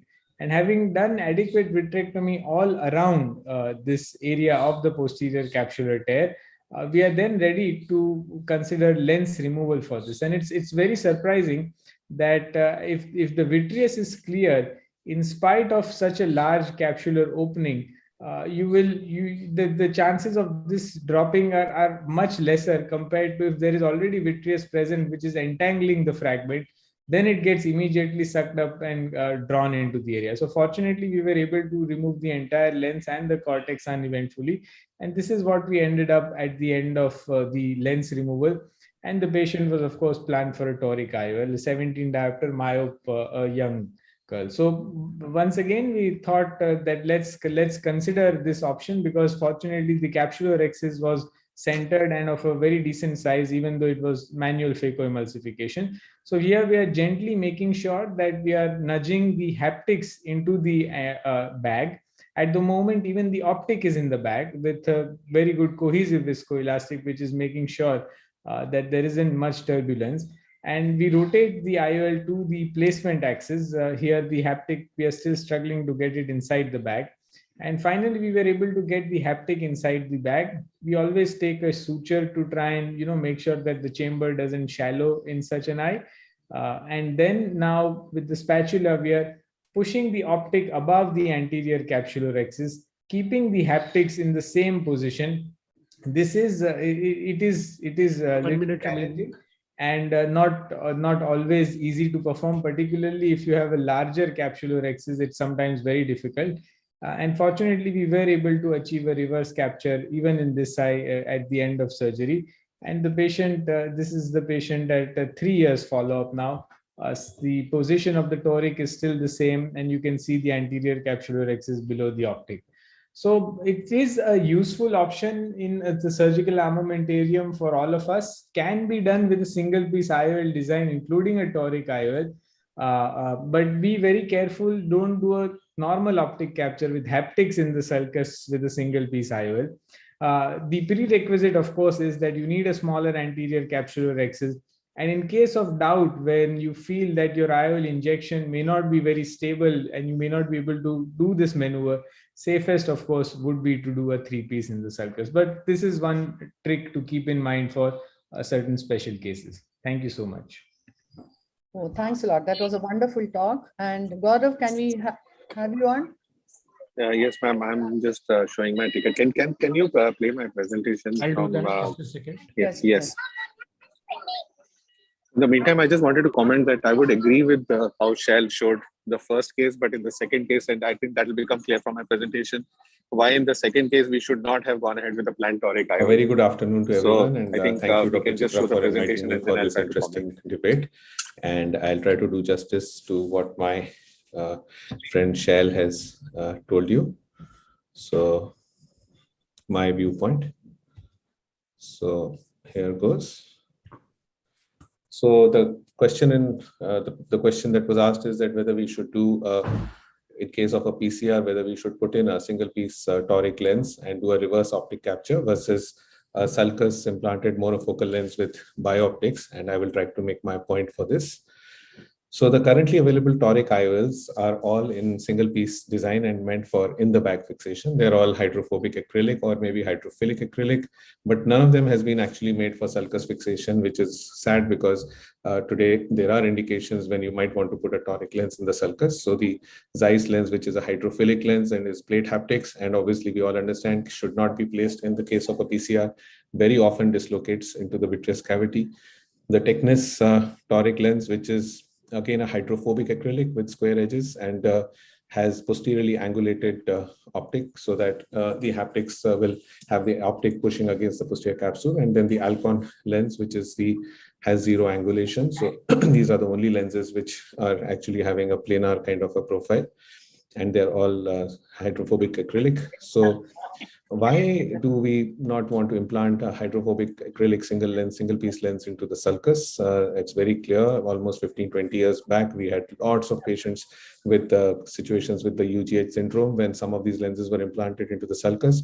And the reason was the thick square edge haptics and the optics, which would cause iris rubbing and inflammation. And so it is anathema to actually implant these lenses into the sulcus because of both the haptics and the optics causing an iris rub.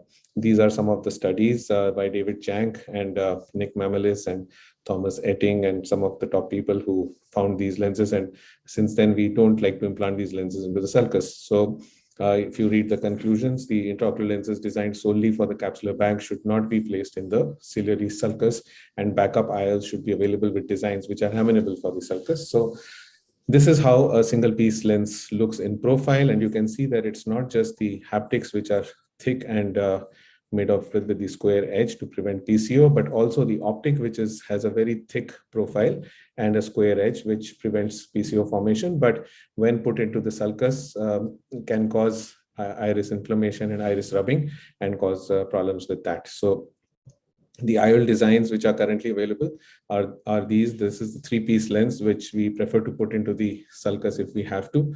And then, of course, the single-piece lenses. So 3-piece IOLs are typically very easy to capture, do an optic capture, whether be it the posterior capsular axis or the anterior axis, because their optic haptic junctions are very strong and they are not amenable to bend. And also because they do occupy less space. So when you have a 3-piece lens, the haptics can be captured and the optic can be captured much more easily. And single-piece lenses, when have a much wider insertion of the haptic, and the junction can easily bend, as you may have all experienced that when you implant one of these lenses, the optic haptic junction will bend for it to go into the bag and then straighten up. So given enough pressure, these junctions can again, have a bend, and I've experienced the capture getting released very easily when you deepen the chamber. Also, capture requires the rexus shape and size to be perfect. It has to be 5 or 5.25 millimeter. A larger rexus size will release the capture when the AC deepens, and a smaller rexus size will make the capture tricky and might even break the rexus or will not allow the rexus to stay in place. So the rexus should be like a femtorexus. And moreover, if we try to do a reverse optic capture of a single piece lens, of any lens which has been calculated for in the bag fixation, it will cause a myopic shift of 0.5 diopters or so. So while one may end up correcting astigmatism by putting a toric lens with a reverse optic capture, but you will end up creating a spherical error. So I don't see any great merit in doing that. While you're getting one benefit, but you're setting aside another one. Moreover, when you try to rotate to position a toric lens which has been captured, you may end up enlarging the PCR or even cause vitreous disturbance and later on create more complications for yourself. So what's the best way forward in such situations? I think if electively you're operating and if a PCR occurs before you have implanted the lens, it's best to convert your small break into a 3.5 millimeter posterior rexus. And if you're able to do that and do an anterior vitrectomy, then you could still place a toric lens in the back with a lot of caution. If not, then you can place a 3-piece lens into the sulcus, basically a non-toric lens that would have to be, and then do an optic capture followed by LRI if it's a small correction. You could even do a laser vision correction at about 3 months from surgery. With bioptics, you could do a surface ablation. It's very easy to correct astigmatism up to even 5 or 6 diopters with the laser now. So why create complications and more situations for yourself by trying to forcibly put a toric lens in a situation which is not meant to be and can cause problems for the patients? So if the toric IOL is already implanted when the PCR happens. So if your lens is already into the eye or possibly into the bag, and then you have a PCR, maybe then only and only then as a rescue, a reverse optic capture may be attempted at best and may be left as it is if found to be stable. So very, very rare indications for doing a reverse optic capture, not in a routine PCR at all. This is one of the surgeries I thought I'll show you. It's a pediatric cataract, which we had done. And here we have implanted a toric lens after creating a posterior rhexis. So a small posterior rhexis, a perfect anterior rhexis, and then implanting the toric lens into the bag, and it stays nicely, as you can see. So there is a scientific way of doing things where you can actually do this. And yes, a reverse optic capture is just a rescue at best, and should not be attempted when you. So this is how it looks: a good posterior capture, a good posterior rhexis, and a well-placed toric lens, because the vitreous and everything was clear, and you can do a good job like that. So how much room does that leave for a reverse optic capture of a single piece toric lens to finish? You should have a perfect femtorhexis of a 5 or 5.25 millimeters. IOL should already have been implanted if a PCR occurs, and then only you can do it as a rescue. And also, if there is no option to make a primary posterior capsular rhexis, then you can probably do this, which is again not a great idea. And you need an extremely skilled surgeon like Shell or some top surgeon to do that, because there are lots of ifs and buts, and you need a lot of luck for it to remain like that at the end of surgery. So I think I would like to rest my case with that. Thank you. Yes, that can, yeah. I think both the parts were very well discussed. And Dr. Virendra Agarwal is there? Can I add one point, Chitra? Yes. Yes, ma'am. Yes. Yes, Mohan, you can add, and then I would want to take a question from No. Susan and Dr. Reverse optic capture in a single piece lens is very, very tough. I have also done it, but what happens is once you, as Gaurav rightly said, once you open the chamber, it gets released. It's not like a multi-piece lens; it gets locked in very strongly. But a single-piece lens is very difficult to do it, and also gets unlocked very easily. Question to you, Dr. Virendra Agarwal. See, we have understood, they are telling us Dr. Shell is confident about a reverse optic capture and toric IOL stability. Do you think that the stability of these toric IOLs is possible in deep eyes? And the second question is, if you had a plate haptic toric lens, it was the plan of action for you, how would you manage in such a case? I think once optic capture is being done, the lens does not rotate. So the toric stability is really, really very good. And I'll give my experience also. Doing reverse is definitely very, very difficult. Another thing is that the plate optic you cannot do. The thing is that when you want to rotate to the final position in toric lenses with the optic capture is really tough. But I use the Sinskey hook or a dialer hook to rotate the lens. Definitely the posterior axis, if done, is good. But if it is not done, then phacovitrectomy through Parsonage route is a must. And at the end, when you close the case, the AC should never be shallow, because then there can be some changes and the optic capture can be released in single piece. Here, there may be controversy, but I would like to share my experience with the routine optic capture also of the single piece lenses, particularly with the techniques. With the angulation, I have never seen UGH. The only issue with the toric lenses and the premium lenses or aspheric lenses, that sometimes the rhexis is not very well centered, then it will cause some shift in the IOL position, which can be of importance. For plate haptic IOLs, you have to avoid. No, the one other question is, normally when you do optic capture, you do not have to adjust the IOL power. But here the ELP becomes different, no? Because the optic comes forward. Agree. The thing is that sometimes you may be having a different IOL power, that is a 0.5 less diopter, same toric lens available in your armamentarium. But I think it is not possible for majority of the places. Yes. The question comes that if you leave the 0.5 diopter here or there, can be otherwise also. So I think refractive correction is not of that importance unless the cylinder to be treated was less than 1 diopter or 1.5 diopter, which you can ignore. But I think having cylinder more than 1.5 diopter and leaving 0.5 diopter myopia will not make much of the difference. Patient will be more happy by getting corrected with the cylinder part. Okay. So, Susan, I wanted to ask you one question. If you have to place a single piece IOL in the bag with an irregular PCR where you have not done a PCC, Is it justified unless it is in the axis of implantation? No, I don't think so. I wouldn't everybody has said that if there's already an IOL there and you happen to have a PCR after implanting the IOL, then possibly you could do a reverse optic capture. No, But I'm actually, not talking of reverse optic capture for you. I'm sorry. asking that it's an irregular PCR. Would you think of placing a single piece toric in the bag for that patient, thinking there's adequate capsular support No, without I doing a wouldn't. PCC? Do a PCC. No, I wouldn't, because the very act of putting in that IOL would itself extend that PCR. That PCR is not going to remain in that. Why not? That, We can do a PCC no. and do it, no?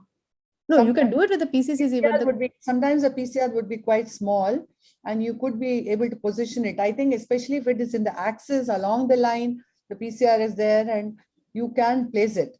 Then And you're talking about converting it into a PCCC first in that case. in case it's not possible to convert it into a PCC, but there's still adequate capsular support is there. I am not sure, ma'am. I probably would not prefer that, but there might be others who do it.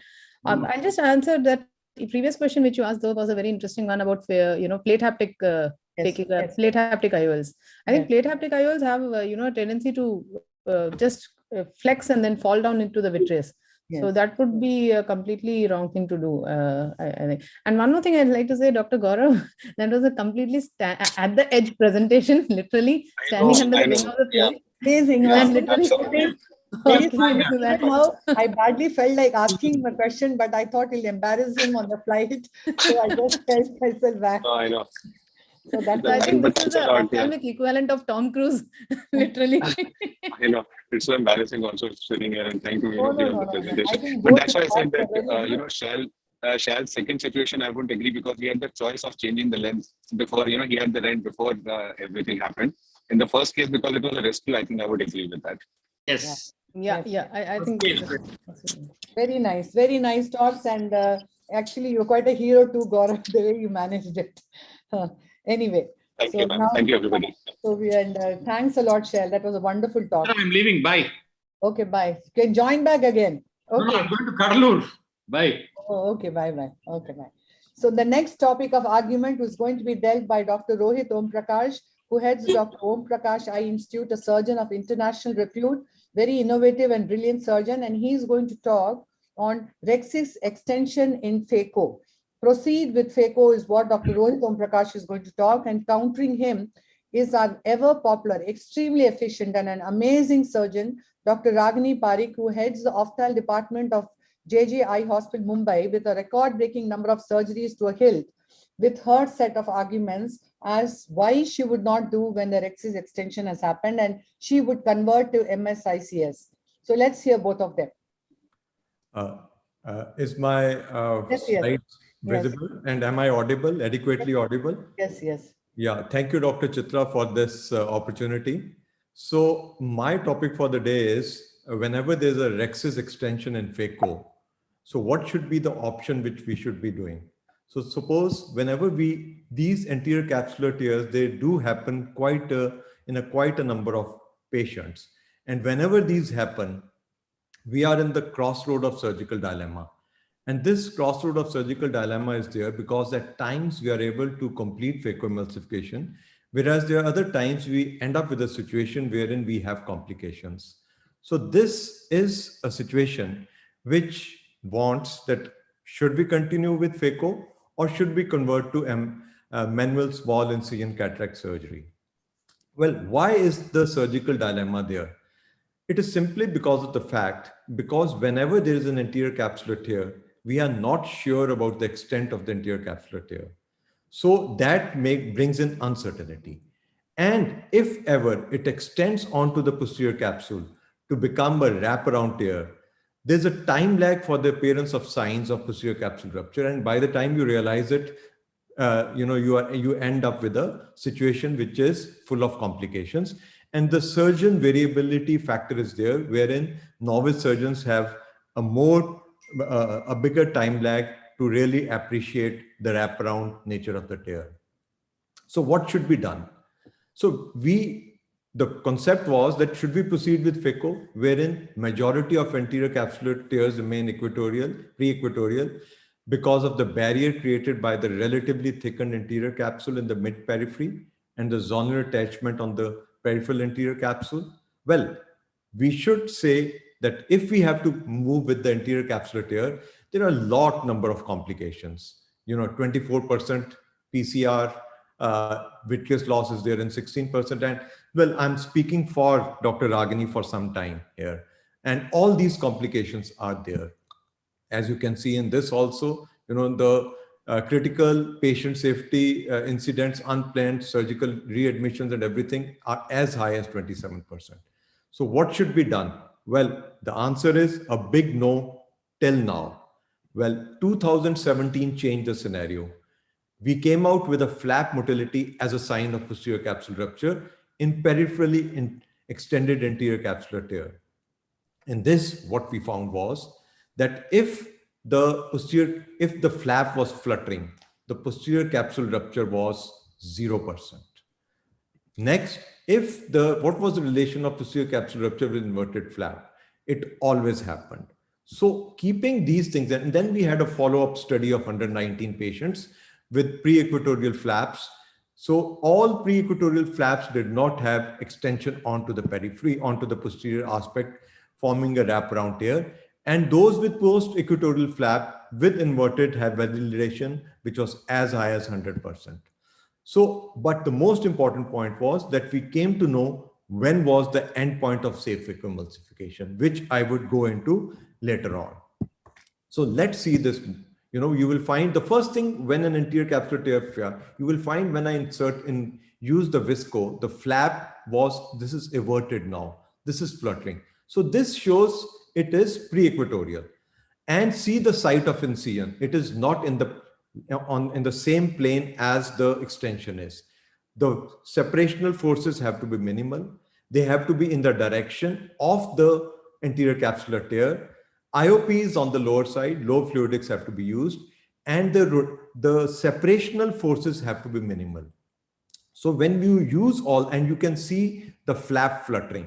So if by any means there is an anterior capsular tear, and if you can see the fluttering flap, there is no need of stopping with phacoemulsification and converting. You can continue with phacoemulsification without any issue whatsoever. You will find that still the flap is everted and fluttering at this point of time. And the next point is so that there is less pressure in the anterior, in the intracapsular phase of the phacoemulsification, try to do supracapsular emulsification if you can. Since it was a softer, not so hard cataract, I continued. And at this point of time, you will also find that what is happening is the flap, you would find it is still everted and fluttering. So if the flap is everted and fluttering, keep the chamber stable, as I did in this. The flap is still fluttering and everted. This shows that it is pre-equatorial. So dear friends, if you believe in flap motility sign, you can very well continue with phacoemulsification if the flap is everted and fluttering. And the IOL can also be implanted in the bag without any issue. And while I'm doing this, subincisional cortical aspiration, you will find that the flap is still everted and fluttering. So this showed 1 minute remaining. Yeah, so this is what it is. And the next is endpoint of safe phacoemulsification is also very important. You will find that here the flap is fluttering. The moment it stopped fluttering, that is the endpoint of safe phacoemulsification. That is the time when you should convert to what Dr. Chitra wanted, that you can convert. So that is the only condition. So key points to proceed is you should appreciate the flap motility sign. Your site of location should not be in the axis. You should use low fluidics, stable chamber settings, guarded separational forces. Direction of separation is very important. Keep a vigil on the flap. You should know what the endpoint of safe phacoemulsification is. And when you feel you are there, then you should convert to manual small incision cataract surgery. This is what the plan of action should be. Convert if you see that the flap is not everted and fluttering. Complete phaco if you can, when you're proceeding. You should know what the endpoint of safe phacoemulsification is and convert when required. So ignorance is bliss, little knowledge is dangerous. Let us learn, unlearn, and relearn. Thank you very much for your kind attention.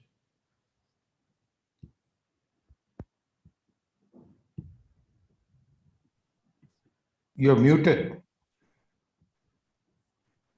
Sorry, thanks a lot, Dr. Rohit. That was an amazing talk as expected. So let's hear from Dr. Agni. She's there, no? Yeah, I'm there. Yeah. Yes, Agni, share. Yeah. Good evening. Dr. Rohit Prakash sir has made a wonderful presentation. He's an expert surgeon, a very, very scientific presentation. I will just put forward some points. Yes. Can you see me now? Hello. Coming, yeah, ma'am, it's coming. Just do to slide. Yes. Okay. So my topic is that if there is a Rex's extension, should we convert to MSICS? And Rohit sir has already presented his side of the story, and I think he has put it very well. He has put both sides forward, when you should convert and when you should not. So it's like getting married after a broken engagement. Why and what can happen if there is a Rex's extension? So what are the risk factors for Rex's extension? All of us are doing our capsular Rex's, whether you're doing SICS or Phaco.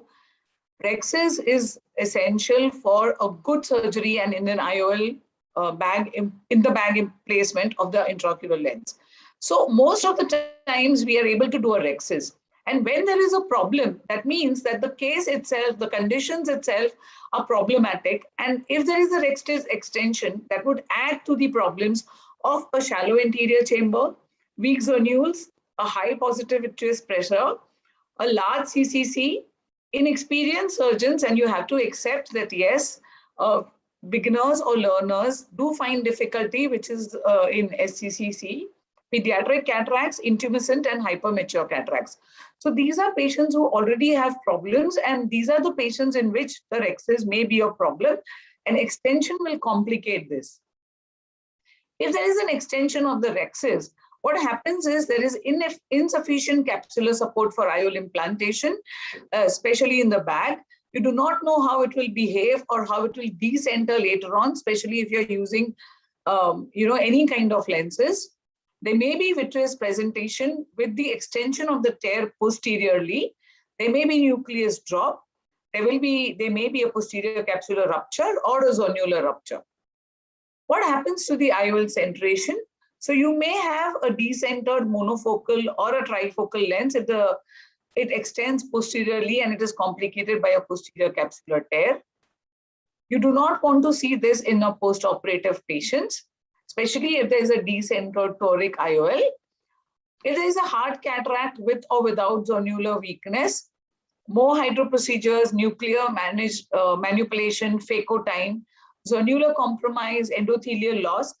And definitely one has to say that if there is a Rex's extension, the expertise of the surgeon definitely comes into play. There will be a flap which is present. You have to deal with it because the edge of the flap may get engaged into the phaco tip and may be more problems, and it may pull and cause a zonular weakness. And when I was learning phaco, I learned that the Rex's is the circle of safety, and if you break the Rex's, you break the commitment to phaco emulsification. So definitely surgeon expertise does come into play if you want to complete the phaco emulsification. It has been proven that there is an increased incidence of complications with an extension of the Rex's in phaco emulsification. So if there is a tear in the Rex's, okay, so like Sir said, that one must consider converting to an extracapsular technique without external pressure. And manual SICS in today's day. And if there is a Brunison cataract with weak pupil, weak zonules and a small pupil, converting it would be more prudent to a SICS. Anterior capsular tear increases the risk of PCR, as we all know. The diopter of astigmatism is much better than PCR with a decentered IOL. Sometimes compromise is good when it is for the patient's good. As you can see over here, this is a very intumescent cataract. You can see the deposits on the anterior capsule. You are trying to do a phaco emulsification. And once you try to do a Rex's, you can see the Argentinian flag sign over here. And what you would try to do would be to try to fashion this into a sort of a capsular bag. But as you can see, the extension of the rexes is beyond what you can see under the iris, and you do not know how far it is. And here you fashion a bag, and definitely it would not be like a good rexis, and then it would be difficult to proceed in such a patient. And this is the scenario that can happen, that you continued, you had a PC tear, and after this, 1 minute remaining. you're doing phacoemulsification with some pieces. You extend this incision after the complication has occurred. The incision is now not controlled, and you would now deliver this as SICS. But if you take a decision, customize the case, and decide to do a SICS, you can abandon this temporal incision, which is very small nowadays, 2.4 millimeters, seal it, and change the site and do a planned SICS surgery instead of this, where you would end up suturing it and delivering this with the glide and compromising the endothelium, the need for a vitrectomy, removal of the pieces with a glide or with visco expression, as you will be seeing now, and increasing the surgical time, compromising the ocular tissues, the endothelium, and having a complicated surgery with vitreous loss and the possibility of cystoid macular edema later on. So as sir has said, that each case has to be customized. If you are not experienced and you are not sure, and even though there is a flap motility sign, you do not know how it will behave, and at any given time it can extend to the posterior capsule, complicating your surgery, a need of posterior segment surgery, or a vitreous loss, or a nucleus drop.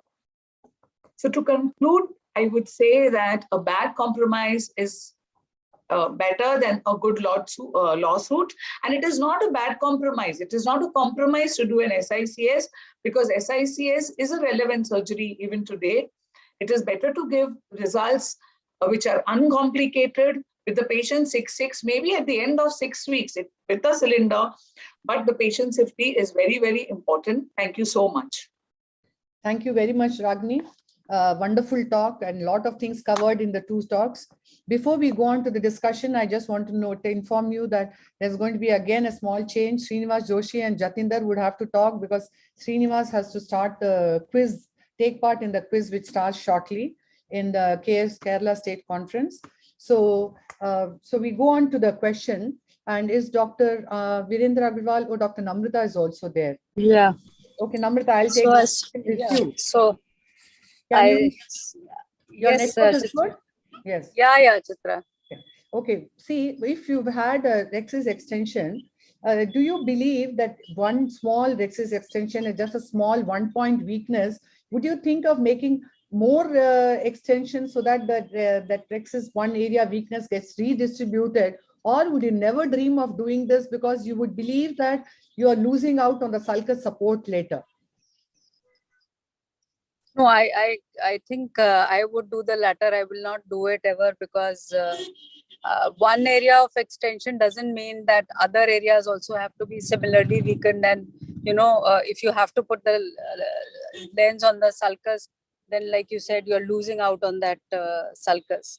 So I would, if it has extended onto one side, I think both the debates were really very good. And if you are a experienced surgeon, then possibly you can go ahead and do it with the flap motility sign in mind, which is a very good scientific reason for, you know, to gauge as to when you have to convert and when you don't have to. But if you're not confident enough, and if you're in your learning curve, or if you're, Ragini very nicely told us the situations in which, you know, we should go ahead and convert, especially in the complicated cases. Thanks a lot, Dr. Susan. I wanted to ask you, these are the places where you need this IOL scaffold at times, you know. So would you advise when an IOL scaffold has to be used and how it has to be used, very briefly? IOL scaffold generally is in one of two situations, either after PCR has happened or in white cataracts where, you know, you want to keep the PC back. In those cases also, when they were small, Morgagnian kind of cataract where you want to bring the lens out, the hard nucleus out, but the PC starts fluttering, so you want to keep that away from your phaco probe. There's no cortex there to save you from the PC, not coming forward. In those situations also, you can put an IOL scaffold early. And a third situation, of course, when you want an explant an IOL. So with an anterior capsular tear, I think I would, because everything is still there in the bag, the cortex, the nucleus, everything is there. It's not going to be possible to do a scaffold in that situation. I think I would it would depend on a lot of factors. What is the grade of cataract? What is the size of extension? See if it's gone around, see if you can kind of do any other complicated factors like Dr. Agni said in the eye, and then you can proceed. In many cases, you find you can proceed. In those cases where you think that you may be causing more harm than damage, especially in the hard brown cataracts where you really have to do much more stress forces, rotation, everything is going to put some, shear and stress on the capsule. In those cases, maybe you can think of easily converting to an SICS, but not for every case for sure. There are many, many cases, and I'm sure all of us have done it where we have an anticapsular tear and we just continue with phaco uneventfully and put an IOL in the bag. Ma'am, I hope that answers the question. Yeah. No. I just wanted you to tell that it is not done in these situations at all. I don't see Dr. Purendra Basin. I think Vere is connected on a different phone. Pallavi Desai, different, I think. I just wanted to ask Dr. Virendra Agarwal, I would ask you this question. If there is a rexus extension and is even stopped fluttering, so you are anxious at that time. So would you continue to chop, or would you sculpt, or would you do an AC phaco emulsification, anterior chamber? I beg your pardon. You said that the fluttering has stopped. Yes. The fluttering has stopped means it is already extension. Yes. So I think Dr. Rohit Prakash has come out with a very novel idea, and it is really very good help. And whenever the flap is fluttering, we continue with the Not phaco. fluttering. What would you do? If it is not fluttering, then I have to call for help, because I'm not very good in MSICS. So I take help from my people who are doing MSICS. But basically, the thing is that if fluttering has stopped, then you have to take a call. Here, I would have some suggestions from the surgeon also. And my point is that if fluttering has stopped and you can bring that nucleus in the sulcus or in the out of the bag, then you can think of a scaffold. Because if it is given maybe only from the one point, then with the 3-piece IOL, you can have a scaffold. But if the nucleus is brown, then the cornea will be definitely compromised if you do phaco in those situations, even with the scaffold. I agree that the nucleus will not go in the vitreous, but the cornea may be having a compromise because of doing the hard phaco. But otherwise, in soft cases, definitely the scaffold is going to work if it is stopped fluttering. Yes. Yes, Susan, anything to add in this kind of a scenario? Yeah, I think most of the points are covered. Again, just continuing with, if you want me to continue on that IOL scaffold, if you actually put in an IOL with a completely intact capsular bag and everything, it actually may become more of a problem. So I think scaffold is indicated in the 3 conditions which I mentioned earlier, PCR or a small nucleus where the PC is fluttering, or an IOL explantation. Okay. So, thanks a lot. There are more questions, but there's time limit, so I need to move on. And sorry for this sudden changes which are happening. So this debate is going to be taken up about a little bit of retina and cataract. Is going to be taken up early cataract with macular. Thank you, ma'am. Thank you. Thank you. Early cataract with macular hole. Would you do a combined phacovitrectomy, or would you do a phaco and vitrectomy in a staged manner? So doing a combined phacovitrectomy in an early cataract with macular hole is going to be discussed by our very versatile dynamic surgeon, Dr. Jatinder, who's a senior consultant retina, vitreous and uvea services of the Eye Foundation group of hospitals. And he is going to be countered most effectively by Srinivas Joshi, again, a very dynamic figure leading the MM Joshi Hospital and also member ARC South. So let's hear them both. So on to you, Dr. Jatinder. Am I audible, ma'am? Yeah, you are audible. Yeah. My slides are visible? No, Yes. Sir, slideshow, you have to stop sharing and start sharing because we are seeing the other slide deck. We're seeing the last slide. Just stop share and start shares. Okay, I'll do that. Dr. Jatinder, you're connected to 2 devices, so make sure that there is muted. And then you and Ramurthy will also. Yeah, actually, one of the devices has some problem with the audio, No and the other one has with the video. So Otherwise, there will be an echo. Be careful with that, sir. I muted one device. Yes. Sir, again, can you go to the first slide, sir? Yeah, now I go have to gone to the first slide and I'm citing this. slideshow, sir. So in this only, Perfect, yeah. sir. You know? Yeah.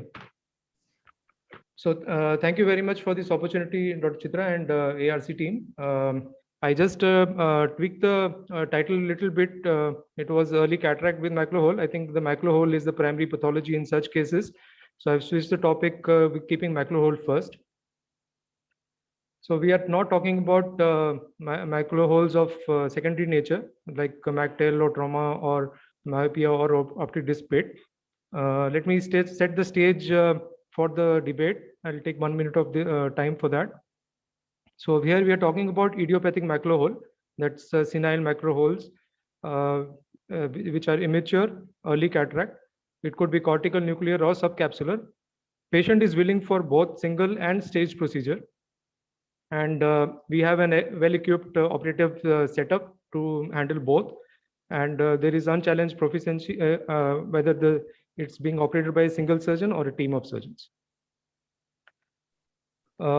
Idiopathic macular hole or senile macular hole comprise 9 out of 10 cases. And the peak incidence of age of onset is in the 7th decade.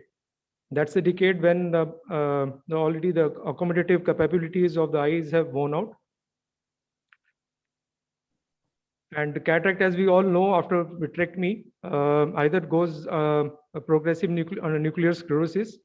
The average interval between the onset of the first vitrectomy and the time the phaco emulsification is undertaken has been reported to be somewhere around 1 to 3 years. But the poorer vision that the patient report starts immediately, almost immediately, say around 6 months. That is if there are no intraoperative complications like lens touch that have happened. And within a short span, the patient will have to undergo a second surgery if we are planning a sequential surgery for this patient. So let me talk about the pros of a combination surgery. Intraoperatively, if the cataract surgery has already been done, it not only allows a better visualization of the posterior pole and allows intricate surgical steps like internal limiting membrane peeling without the need of intraoperative OCT. And also peripheral retina can be screened. So PVD has to be induced in most of these cases. And if there are any iatrogenic breaks, any cortical changes of cataract would impede the vision and not allow this detection of the complications like retinal breaks. And its adequate treatment is better done if the media is absolutely clear, as in a pseudophakic eye. In a pseudophakic eye, the entry site is also around 3 mm. So you don't have to really go posterior to 4 mm as in a phakic eye. And in certain cases, even 4.5 mm, that error of judgment can cause entry site complications like retinal tears or retinal dialysis or vitreous-based avulsion. In the post-operative period, doing a combination surgery allows faster post-op visual rehabilitation. Because the lens has been removed, it allows a larger amount of gas or air to be injected into the eye. That allows a longer gas tamponade and also would reduce the need for face down positioning and add to the patient's comfort. The risk of subsequent surgery or intervention will not only include the risk of the surgery itself, but also the time and energy and money spent on the subsequent visits that have to be done as a two surgery step. The reduced incidence of PCO has been reported in many publications. It is almost twice as common to have a PCO if the subsequent surgery has been done. Moreover, if the surgery has been done in a single sitting after the phacoemulsification and intraocular lens has been implanted, a small amount of PC can be removed by use of the cutter without any additional complications. So my esteemed colleague would definitely talk about the reduced surgical time as a single surgery if it is done in a sequential way. But if you take it cumulatively, the surgical time and efforts are more. The initial cost definitely would be slightly less, but cumulatively it is going to be significantly more. The post-operative inflammation of a combined surgery can be slightly higher, but since the surgeries are very short, and I am aware that my colleague does vitrectomy for macular holes in a shorter time than a person can complete phacoemulsification. So this is really not a serious issue. In addition, if at the end of the surgery, using a focal illumination, you can always have a look at the anterior chamber. And if there is a significant plasmoid or aqueous cells or reaction, that can be washed at the end of the surgery before the tamponade is injected. So there are definitely minor glitches if a combination surgery is done, or for that matter, any surgery is fraught with complications if it is not done in the right way. Pardon? No, just 1 minute. Yeah, that's all. Yeah. Carry on. 1 minute. Yeah. There are some minor glitches that can happen if this certain solutions or surgical steps are taken. All these problems can be easily handled. The main thing my colleague would talk about is wound problems or meiosis or loss of corneal transparency.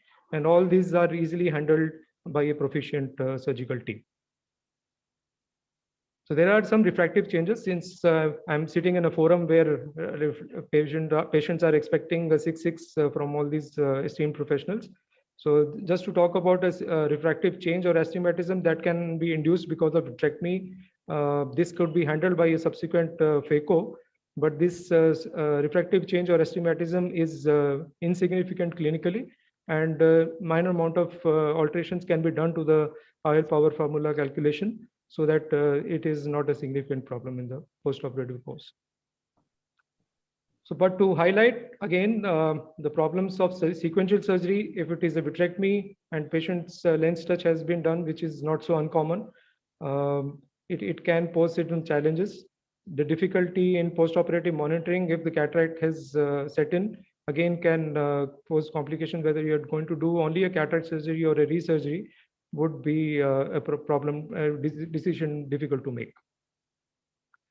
Subsequent Phaco, with all are aware, because there is a suspected loss of posterior capsular integrity, a post-vitrectomized eye may have a deep or a fluctuating AC, a flaccid posterior capsule, which is associated with higher rate of posterior capsular compromise or zonular dialysis. In addition, iris lens expulsion syndrome is more common in a vitrectomized eye. So challenges of doing a Phaco in vitrectomized eye are significantly more as compared to doing that in a non-vitrectomized eye. In addition, posterior capsule plaques are again more common in the delayed post-operative period. So to conclude, doing a simultaneous phacovitrectomy for macular hole is not only better, safer, convenient, but also economical for both the patient and for the physician. Thank you so much. Thank you very much, Dr. Jatinder, for a very detailed explanation. Let's hear how Srinivas is going to counter it. On to you, Srinivas. Somehow this was the topic should not have been given to you. Let's see how you do it. Yeah. Hope slides are visible. Thank you very much, Madam, for this wonderful opportunity. Thank you, ARC, and especially Dr. Chitra Madam, our dynamic chairman, who's been doing a very good job. So I'll be speaking on the staged manner, stage management for the FTMH with cataract, and I think very relevant points has been put up by Dr. Jatinder sir. But we all know that the success of the FTMH surgery has been reported with a failure of 10%, but nevertheless, it doesn't matter the treatment for eyes with cataract, as well as it's definitely a point of debate. See here, if you see in the recent past, the most surgeons opt for a combined surgery, that is combining phacoemulsification, IOL implantation, vitrectomy, ILM peeling, and tamponade. Agreed. Contrary to that, to quote a few of the many studies. So let's look into this. A comparative study by Macular et al. Carried in the year 2010 concluded with a similar and the positive anatomical and functional outcomes after both combined as well as sequential surgery. Let's look into this another interesting article by Wang C et al. In 2019, which says that the medical cons of the combined surgery include poor visibility, increased inflammation, cystoid macular edema, IOP spike post-op, IOL displacement, and non-medical, definitely the referral relationships are hampered.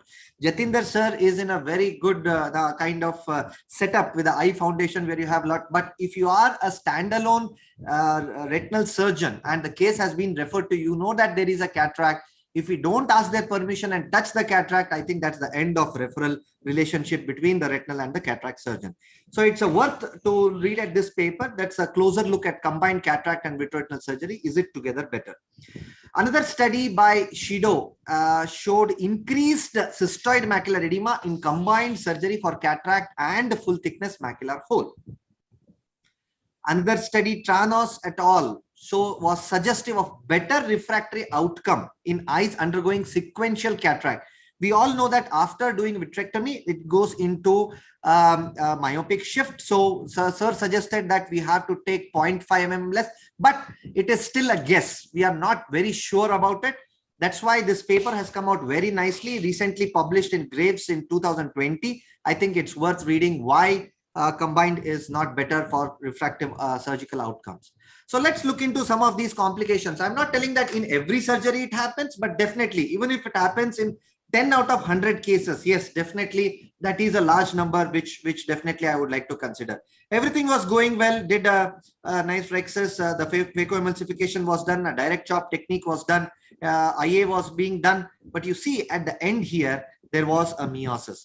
Definitely you can use the epitrate, you can use all sort, visco, pisco and everything. You can try to dilate, see the amount of sometimes the wound burn, although you can definitely clear the view, but why go into such mess? Now let's look into this another thing. Of course, it's a rare, now the ability of the cataract and the vitreoretinal surgeons have definitely improved a lot, but definitely there are certain chances of the PC rent. So, right. So everything was going well and the PC rent occurred, and since being handled by the vitreoretinal surgeon, it was taken up from the pars plana route. And in the event, the patient developed a little bit of epithelial edema. So the epithelial scraping had to be done in this case. And although the surgery went well, you can see the clarity of the view, but definitely initially it was a little bit of mess here. Now look at this staged kind of procedures where the phaco and the IOL was done a week before. And this was the case where the primary ILM peeling was done, but the MAC hole failed. Now look at this intra-op OCT, so beautiful. Now I'm putting a viscoat inside this macular hole and I'm trying to do an ILM transplant. I'm trying to take the ILM from the periphery and try to stuff it inside. But since it was a pretty large hole, I needed a little bit more ILM from the periphery. So getting a good sheet of ILM is very, very important. So peripheral visualization definitely comes to play in this. And again, after stuffing it, you can see the flaps being placed inside the MAC hole. And the patient, you can see here, improved from 660 to 618 with a type 1 closure. So let's look into this another kind of holes where the primary MAC hole surgery was done. And you can see the hole size, it was nearly 1000 micron. So, right, so in these cases, I just cauterized and did a bleb induction, and then I did a bimanual surgery in this and took that piece of the retina and just stuffed it over the MAC hole. And then PFO was injected and a nice graft placement. Now look at this IOCT. So beautifully, you can see the nice placement of this graft over the failed MAC hole. And finally, the macular hole closed very well with 3 to 4 lines of Snellen improvement in this case. So non-medical issues, as I told you, the referral relationships sometimes might get hampered if the VR surgeon opts to operate cataract as well.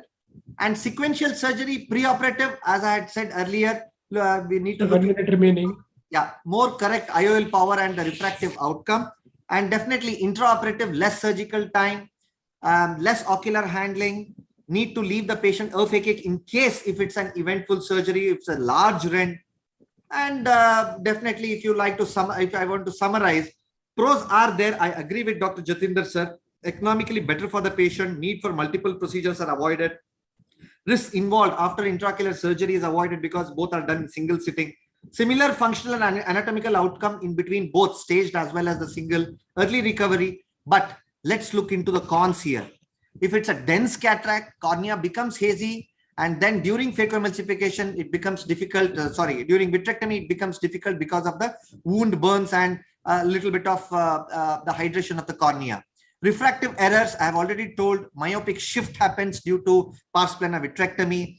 Pupillary constriction might happen intra-op. Trocar placement, sometimes if you're using the trocar or blunt trocar, when you don't have a sharp trocar, definitely the wound collapses unless we have a visco in the anterior chamber left.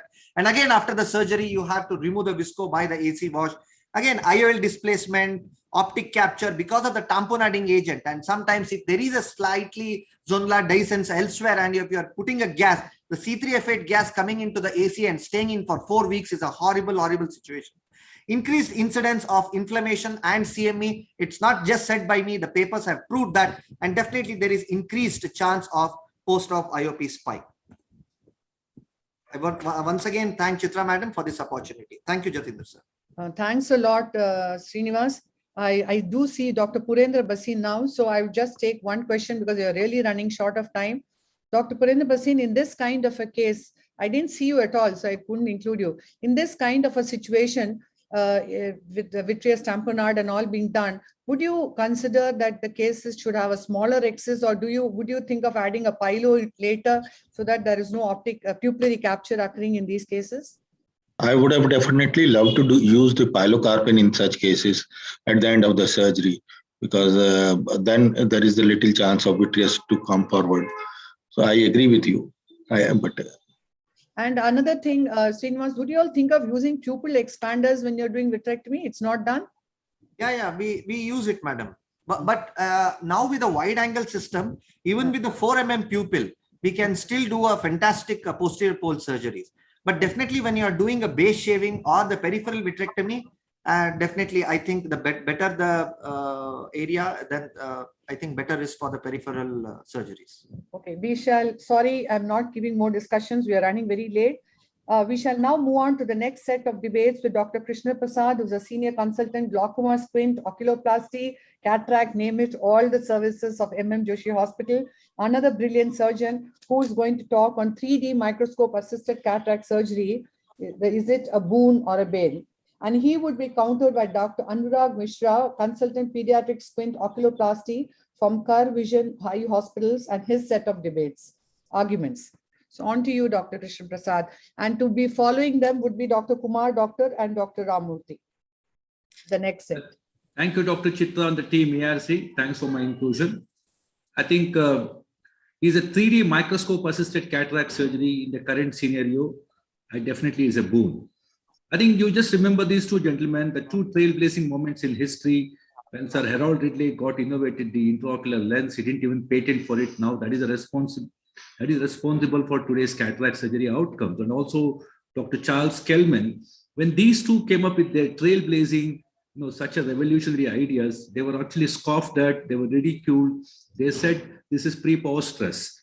I think something, the man of contradiction today, I think the man who is really having a troubled time is my most respected co-debater, Dr. Anurag Mishra. Anurag means love. He has a love for gadgets. He is full of all the latest gadgets, technology that he has. And his Mishra, mixed means Mishra. He's got a mixed feeling because he's going to now counter that the new technology that is emerging. He thinks that it is not a boon, it is overrated. I think sophistication in one's own art is a sophisticated pleasure. However, in surgery, it's a basic obligation. I think what is the sophistication? We know that the marriage of technology and technique is responsible for today's outcome, the kind of surgical outcome that we have today. So we have great surgeons who have great techniques, but the technology, the industry has given us wonderful machines and technology which is matching the technique. I think what is the new thing that we have is that meet this system. So this is basically the camera which captures the image. It's a 3D high dynamic range camera. And this, whatever the camera captures, will be basically seen on the screen, which is a 3D 4K OLED screen. But in between that, we have the heart of the whole system, which is a graphic processor, a high-speed graphic processor, which does the photoshopping, and we see it on the 3D screen. And to view that, we have to use a Polaroid glasses so that we get three-dimensional real-time view. It is very important. We have actually had instruments, better viscoelastic, better Phaco machines now. We have great hands. But what about the microscope? What about how you see? If you see better, we can probably operate better. So if you have such a view, slowly, if you have something like an overexposed or underexposed, instead of that, if you have such a view in which everything is clearly visible, you don't have to really guess what you are seeing. So if you are photoshopping regularly, can you do any photoshopping in surgery? Yes. With the color tone mapping, what you see can be modified by the graphic processor. You can have a better color tones. You can actually change the picture and see more details. I think you're also very important as a surgeon. That is important. You always cared for the patient's vision, patient's well-being. What about your wellness in the OT? I think by age of 55, more than 70% of us who are marathon cataract surgeons will have a neck, back, and a shoulder injuries. So we had a movie called MST, The Untold Story. The Untold Story, the acronym for MST is musculoskeletal disorders for ophthalmologists or ophthalmic surgeons. I think this story unfolds in our OT because of bad ergonomics. We cantilever our neck to reach out for the oculars. So the neck is always bent, bears the brunt of the entire weight of the head. And when we crouch and look for the oculars, the lumbar lordosis get obliterated and the intervertebral disc takes the beating. And people who are short, vertically challenged, have to sit at the edge of the seat to reach out for the oculars. And the poor assistants have to bend all the time to catch up with what's going on there. I think this has a tremendous problem on our musculoskeletal health. Instead, we can do our vitreoretinal surgeries, we can do a cataract surgery. This is a heads-up cataract surgery. I keep my head erect, I look at a screen without having to bother about, I can lean back on my chair, I can sit on a sofa and operate my cataracts. I don't have to worry about reaching for the oculars. So this is a great view. It gives a three-dimensional view. It gives a color toning. I can change the contrast. I can change the magnification. But what about the depth of focus? I think Ingenuity, which is a standard, is a prototype from Alcon. We have compared with the Lumira 700, which is the best in the industry for an analog microscope. 26 to 48% greater magnification, more than 5 times better focus, and the depth resolution. I'll just show you a small video where they kept two things at two different. This is through an analog microscope. When you actually zoom it up, you can see that one bottle, things are getting blurred because of the poor depth of focus. Instead, if you're seeing through an Ingenuity system, so you have two different depths. Even when you zoom it, you don't really lose the details of this bottle. So that is the great idea about the depth of focus. But what is very important, Dr. Srinivas Joshi will agree with me that cases which have bad corneas, poor resolution, to an analog microscope, there's a scattering of light. You don't really see anything inside. But if you use an Ingenuity system, you can actually see a lot better, even through a so-called relatively hazy media, especially like corneal problems. And it's a great teaching tool. I think this is very important. What the surgeon sees, the assistant sees. You can't hide anything from your assistant or your scrub sister or from your students. Everybody sees it's a very immersive environment. I think the OT is a great place where everybody sees what the surgeon is doing. They can operate better, they can cooperate better. Everybody becomes a part of the team. I think this is a very great thing that this system actually provides. But what is very important? What is very important is this is about the Nokia CEO when it was taken over by Microsoft. They said, we didn't do anything wrong, we lost. So what they missed was they missed out on the learning, they missed out on changing. What is the moral of the story? If you don't change, you'll be removed out of the competition. What is the conclusion? The advantage you have yesterday will be replaced by trends of tomorrow. If you refuse to learn and improve, one day, whatever you have will become redundant, it will be not relevant in the industry. So this is something that you need to change. We have very good surgical doctors, surgically competent doctors. We have great machines. We have great viscoelastic devices. What we need to change is the way we have to see things and also invest something for our own wellness. We can actually have a heads up. And this is just the beginning. I think once we go ahead, probably things will get a lot better. My co-debater probably will say it's very pricey, not worth it. Soon, when more people take it up, the prices will come down. The R&D charges will take care of it. And slowly, probably, operating with a heads up, maybe with just a headgear, probably without having to invest on huge equipments, we will be able to do our cataract surgeries in the future. Thank you very much. Let us have an open mind. This is very important to accept any change. Change is the only constant thing. I'm repeating for the third time in this session. Let us embrace the new technology without any prejudice. We may not have it, but still let us not have a bias or a prejudice. What is very important is our own well-being.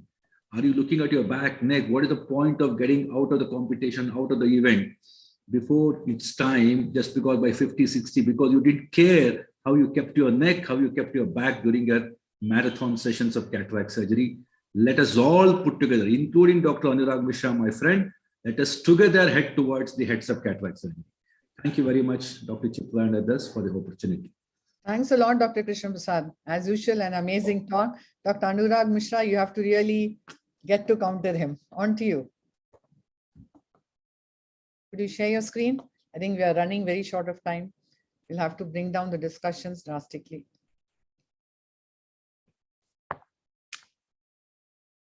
What? Yeah. Thank you so much, ma'am. Give me the decimal of an hour, and I'll just endorse what just Dr. KP has just lamented. Good evening, ladies and gentlemen. Greetings and regards from the land of Lord Jagannath. And the next decimal of an hour, we'll discuss about the arts, science, and commerce of 3D, expanding a delusional, a directional, or polarizing device. And we'll do all that with a fourth D, which stands for Demitasse. And in case you wonder what Demitasse is, it's just nothing but evening coffee. While we discuss in the next segment, I have a companion, a friend of mine, who would reveal himself towards the fag end, and we would have to take his points now. He's just listening patiently. He would surface himself later. Let's look at the arts now. It's a wonderful equipment. I said I'll endorse each statement made by Dr. KP.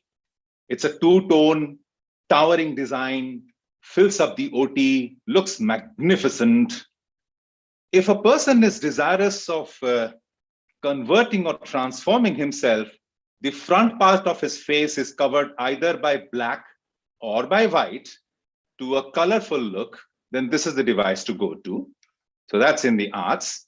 It disciplinizes your OT staff. They have to stand in a queue naturally because there's no space in the OT after this monumental equipment is installed. In the demo set, they show you that you can see a flower and all the depths that are surrounding it. They, in fact, also show you an ant which crawls across the flower.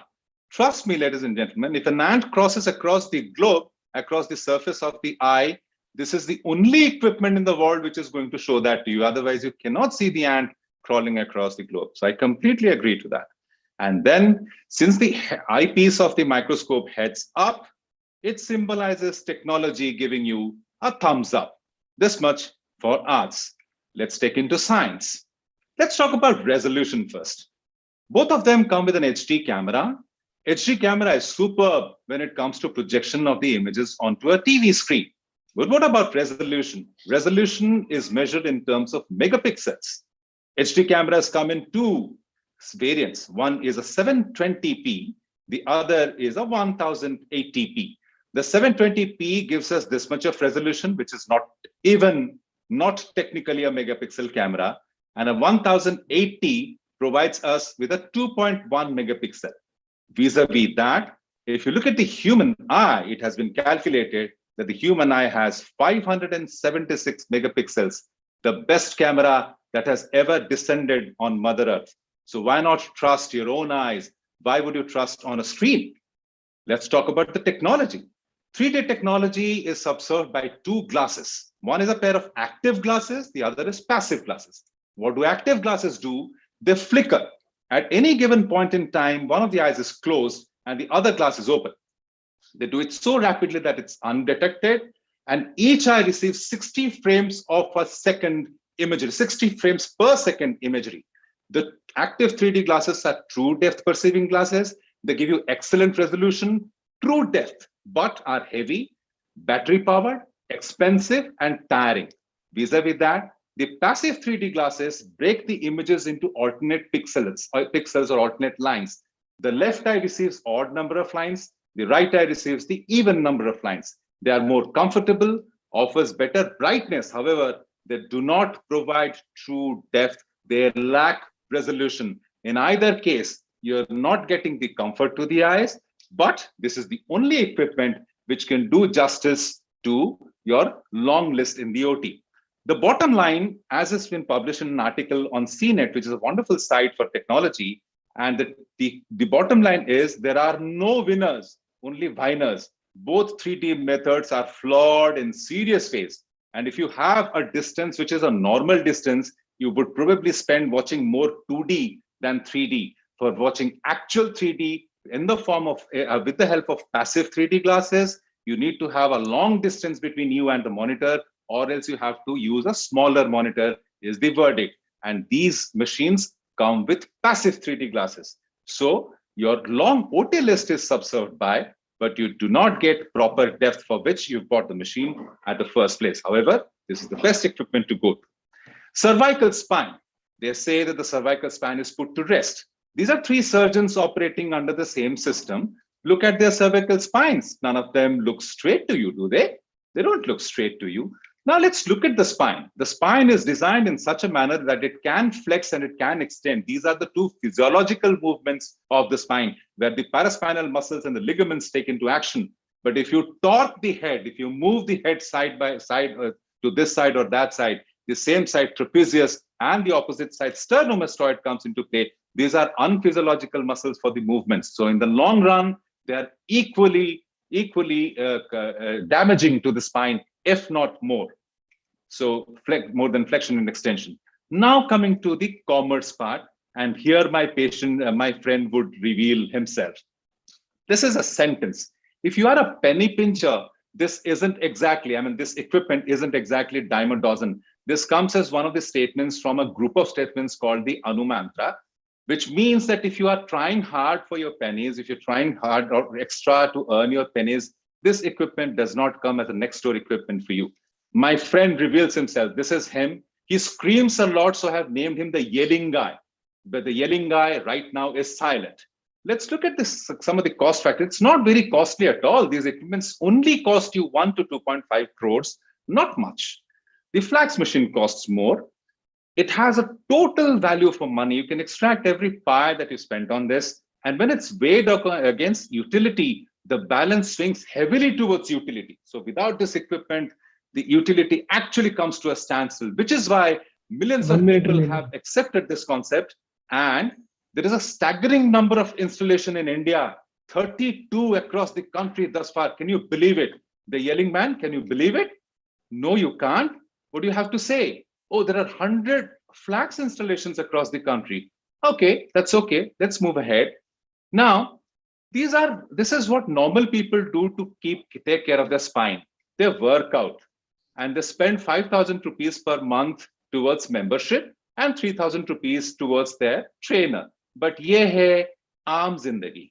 What do almost mortals do? They stand in an OT with an equipment. None of the spines are straight. Everybody is either bending or tilting. But yet, this is the equipment that puts your cervical spine to rest. So, ye hai mentor zindagi. Choose what you have to do. You don't have the bag alone. You don't have the equipment alone. The company makes sure that you also receive IOLs along with it towards bundling, OVDs, BSSs, and accessories. Somebody tell Jeffrey Archer that he has to rename his book, which is titled Quiver Full of Arrows. Right, yelling man? You don't agree? So this is not Quiver Full of Arrows. You've got a better title to suggest. So this is, he says, this is a basket full of sorrows. You don't have to have the equipment alone. You have to bear the cost of a lot of things. This is an excellent equipment to click a picture of yours and post it as a profile pic. The yelling man is still yelling. What's wrong with this, man? Oh, he wants to know, hey, buddy, where is the 3D? I'm sure, the cameraman has actually caught the wrong angle. It must be there somewhere, but he has just failed to spot it somehow and catch it in the camera. So this is an excellent equipment when it comes to Uncle Sam. If you have Uncle Sam to pay for the machine, if you have Uncle Harry to pay for the AMC, and you do not have Uncle Bob who would ask, son, why did you buy this machine at the first place? So I solemnly declare, put my case to rest, ladies and gentlemen. But before that, I solemnly declare my opponent, Dr. KP, to be the winner of this round. And I go back with a sagging face. Thank you so much, ARC, for the opportunity once again. Anurag, that was a wonderful talk, and both of you really hit it off very well. And I think each of you brought out all valid points. Paucity of time. Actually, you definitely need a clap. And we shall go on to our next speaker. Only one, Chitra, only one point. Oh, If you take the sarcasm out of his talk, I'm the winner. No. Both of you were good. Two different. No, that included also you're the winner, sir. It was a true debate. Next to go is a formidable team. Dr. Kumar Doctor is the CEO of the Dr. Eye Hospital, a brilliant surgeon of international repute with his own set of awards and accolades from Mumbai with his contentions that a high hyperope with a plus 55 diopter IOL, customized IOL is the choice. And he is going to be countered by Dr. Ramurthy, who's the chairman of the Eye Foundation Group of Hospitals, past president, a very dynamic figure in ophthalmology to be reckoned with. And he is going to tell you why piggyback IOL is the way to go in these high hyperopes. On to you, Dr. Kumar.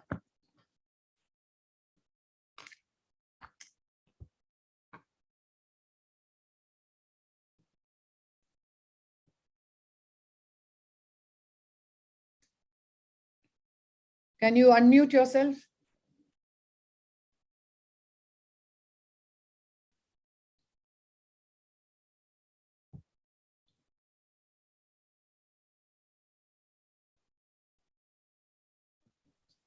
Kumar, press on play. Now we got it. Yeah, we can see it. So now you can No, hear. sir, it'll come. Yeah, it's now come. Yeah. So I'm just going to show one video.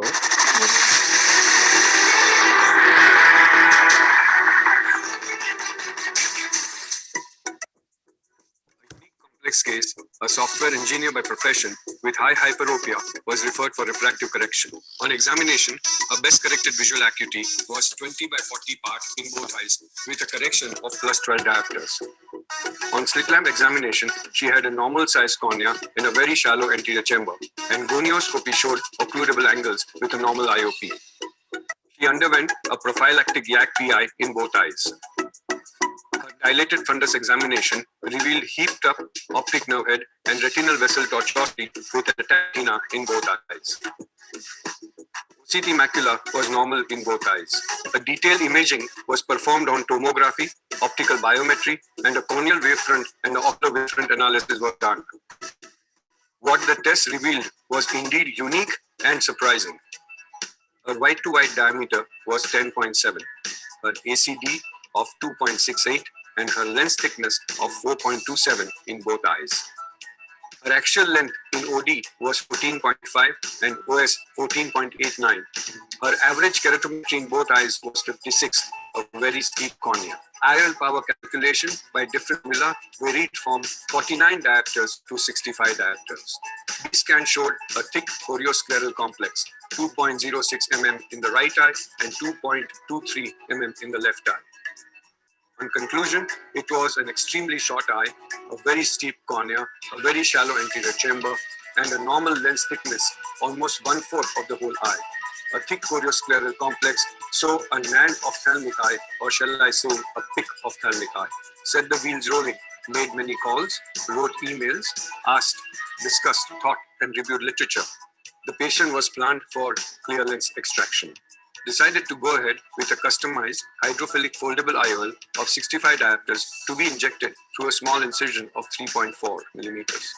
The challenges faced is IOL power calculation, manufacturing a customized high diopter power IOL, and injecting the same safely through a small incision. Well aware of the various complications known in non-ophthalmic eyes, adequate precautions were taken before, during, and after surgery. Patient taken up for femto, rhexis, and a 4-quadrant division of lens performed. A 0.75 millimeter side port incision made and a gentle release of the aqueous, replaced by an OVD. Using a microrhexis forceps, the CCC was grasped out. Bimanual IA used for aspirating the lens material. Globe not allowed to collapse because of the use of the OVD. Main incision of 3.4 millimeter made. 5 diopter, highest ever IOL manufactured, was loaded, placed in the cartridge, and then injected.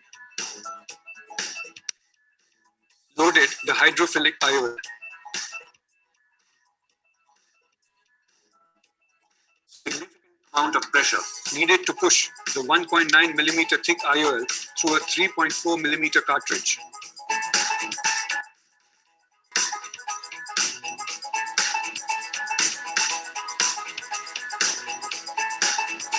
precaution taken to not let the globe collapse.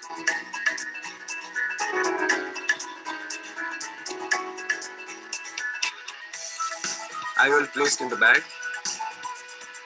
and the trailing haptic dialed into the bag. Suture placed, bimanual eye done for OVD removal. Air placed.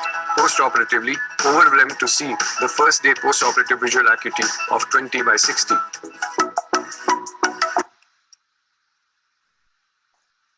So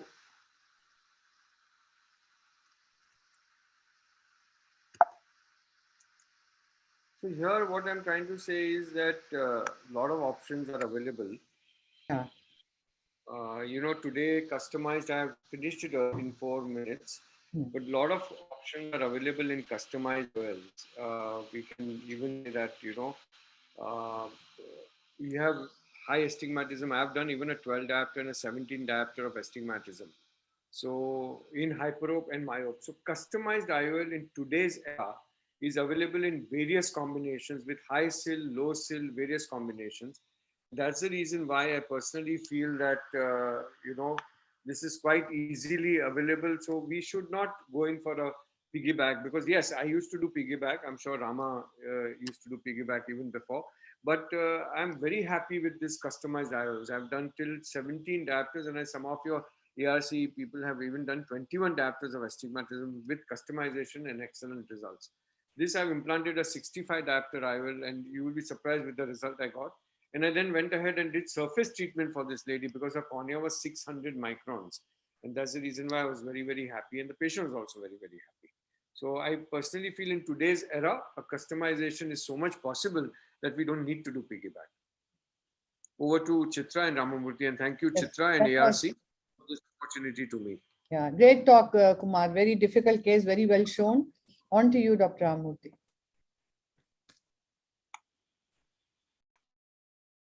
Is my presentation seen? Yes.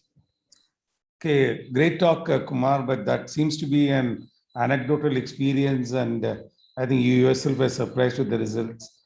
Let's look at the science of what can be applied generally. Obviously, we all know that when you are dealing with extreme high hyperopia in cataract situations or even in clear lens extraction cases, the three options. One is to customize IOLs, which you showed, and then to put in an intraocular lens and deal with the residual power with doing a laser vision correction. But obviously, when you have a high hyperopic residual error or a high astigmatism left over, it's difficult to correct it on the cornea. And the other one is what I'm going to be talking about, where you put in a primary intraocular lens to be followed up by the piggyback lens. So what are the challenges of high-powered lenses? Yes, there is technology available today, not 68, 70, 12 diopters of astigmatism. Whatever you need, the company will make it and give it to you. But the accuracy of the manufacturing process of these intraocular lenses, the labeling of the power itself might be wrong. That is something which is admitted by the companies itself. That is the reason some of the more well-known companies do not really dwell into this. Of course, the market size is also extremely small for that. And the other problem is that erroneous biometry, there's no reliable formula. I would show you in the example that I have. And it's extremely difficult to predict the effective lens position in this case, because in all these situations, the anatomy of the eye is not the same. They come in different shapes. It might be non-ophthalmic, where the entire eye is small, or it can be just the anterior chamber, which is small, or just the posterior chamber, which is small, with almost a normal size anterior chamber. And another problem is even small changes in the axial length calculation can lead to large refractive errors. As you can see here, the conventional wisdom has been that for a normal eye, if a 1 millimeter error in axial length is there, it can lead to an error of 2.5 diopters in the IOL power calculation. But for an extremely short eye, because it's a percentage of the total axial length is there, just a millimeter of error can result in a 3.5 diopter error. And that can easily creep in even with the best of optical biometers that have been the measurement of the axial length. What about the high-powered intraocular lens? Obviously, it's an extremely thick lens. And Kumar himself said that he had to make a 3.4 millimeter incision. And obviously, these lenses come with the downside that they have a high amount of spherical aberration. And the manufacturers counter it by, though they maintain the optical diameter to 6 millimeter, it's a small optic zone of just 4.5 millimeters, which obviously has a lot of spherical aberration. And then there's a poor quality of vision that the patient has to live with for the rest of his or her life. So another thing that is said about these small eyes is that there's not enough space for two lenses. I think that is something we have to completely do away with, because even these small eyes, the normal anterior posterior thickness of an adult lens is about 4 to 5 millimeters. And when it comes to, I got this as a personal communication of IOCAT, and I think this is the company which manufactures these lenses. The primary hydrophobic lens of a plus 40 diopter is just about 0.9 to 1 millimeter. A piggyback intraocular lens, which comes with zero spherical aberration, is just 0.5 millimeters. And the thickness of a plus 55 diopter customized IOL is 1.3 millimeters. So you can see it's just a difference of 1.4 millimeters. Whether you go for either option, actually the availability of space is not a constraint, simply because you are replacing a natural lens of 4 to 5 millimeter anterior posterior lens with these two lenses are a single lens. As far as I am going to also show you one specific case, though I have done these piggyback lenses in quite a few. A 31-year-old male patient who had this amount of refractive error, plus 14 diopters in the left eye, and amblyopia 6/24. Basically, he had to wear this kind of glasses, was looking for some kind of a cosmetic improvement as well as a quality of vision improvement. And he actually came looking for LASIK. Obviously, that was not possible. And phakic intraocular lens was also not possible because of the shortness of the AC depth. So what we did a specular microscopy, we did a eye trace. Obviously, we would do all these cases in these, and OCT, made sure the eye is normal in all these ways. And Barrett Universal 2, the Barrett suite of formula is something I swear by, routinely use with my optical biometer. But what did we get when we put the patient onto the optical biometer? This is the kind of readings that we got. Among the modern formula, there was almost a 5-degree diopter of variation in the right eye, and a 10 diopter of variation in the left eye. Is obviously not the manufacturing of the lens, but what lens do you order? We thought Barrett would be the right way to go, but I was not really convinced. So what we did is to go ahead and placed a plus 40 diopter lens. This is actually an Alcon lens. It's a non-aspheric single piece intraocular lens. And obviously, whatever precautions had to be taken for operating on a highly hyperopic eye was taken, and the surgery. 1 minute remaining. A week later, we did the other eye, and this was the residual refractive error that you had. Obviously, we hit the bullseye in the right eye, almost the bullseye, and the left eye, there was still a plus 6 diopter residual refractive error. So what we did in this case was to go ahead and place a piggyback lens. And a simple calculation is that for every diopter of hyperopia, you just require 1.5 diopters in the intraocular lens. And you can see over here, here again, it's a 3 millimeter incision that's needed. And this lens is 14 millimeters in overall diameter, 6.5 millimeter optic size. And it's extremely easy to slip this lens in. It was done a couple of weeks after the surgery. I'll just fast forward it to the end of the surgery. And that's easy placement of the lens. Anyone else of us can do it. So basically, what did we end up with? A plano refractive correction, that plus 14 diopter eye. And I was extremely confident of my IOL calculation. And mind you, it was not the Barrett, but the SRK-T, which was coming closest to the target. So, and this is the post-operative picture. You can see the ideal distance between the primary lens and the secondary lens, both in the slit lamp and the anterior segment OCT picture. And this was the patient, obviously he needed a presbyopic correction outside. And just in case you're concerned about the cost, which is definitely a consideration, now indigenous piggyback intraocular lenses have also become available.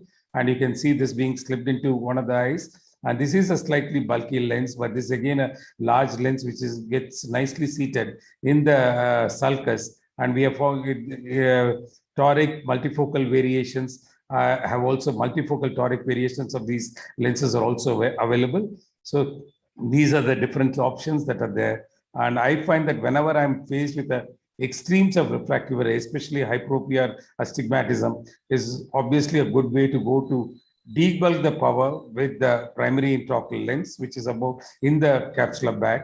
and subsequently, with confidence in my intraocular lens power calculation, go ahead and implant a piggyback lens. Thank you so much for your kind attention. Thank you very much. Wonderful talks, both of you, lot of learning pearls. I would just take two very simple questions, and very sadly, I would have to hand over the last speakers to Anaga. I would want my expert panel to stay on because I have to do the rapid fire quiz at Kerala State thing, and I'm so sorry about that for not planning it well. And those two are great set of speakers, so they have to be well heard, and I would hear them tomorrow. The only question I have to ask Ramurthy is, would in a piggyback IOL, when you're planning it as a secondary step, what would be the interval you would give before you do it? Number two, this is probably a theoretical question. If you are going to do in a small eye and you plan to do a toric IOL at that, how would you do a toric IOL in the bag, and how would you calculate, and then how would you do a remaining sphere in the sulcus? How would you do that? So these are the two questions I want to answer. I think as far as the interval between the two surgeries is concerned, I think a couple of weeks is more than enough. Like, for example, this case that I showed, a secondary implantation was planned. The patient was primed for it. So as far as I'm sure that this is the residual error that the patient is having, I go ahead and implant the secondary lens. And regarding the toric power calculation, it's very similar to the formula that we apply as for the primary, the spherical power calculation. Most often the toricity is in the plus power axis. So for each diopter, you have a 1.5 diopters, and that's the way it's ordered. There's also formula available, and you can reach out to the companies with the specific refractive error, residual refractive error they have. They also have the ways and means to calculate the exact power of the intraocular lens that's needed to be implanted. I think Jack Holliday has come up with a formula for these piggyback lenses, but rarely that is necessary. Thank you very much. So thanks a lot. I think I should not be making my concluding remarks now. Anaga would take care of y'all. Thank you very much. So let's go on to our next speaker. Anaga, could you take over?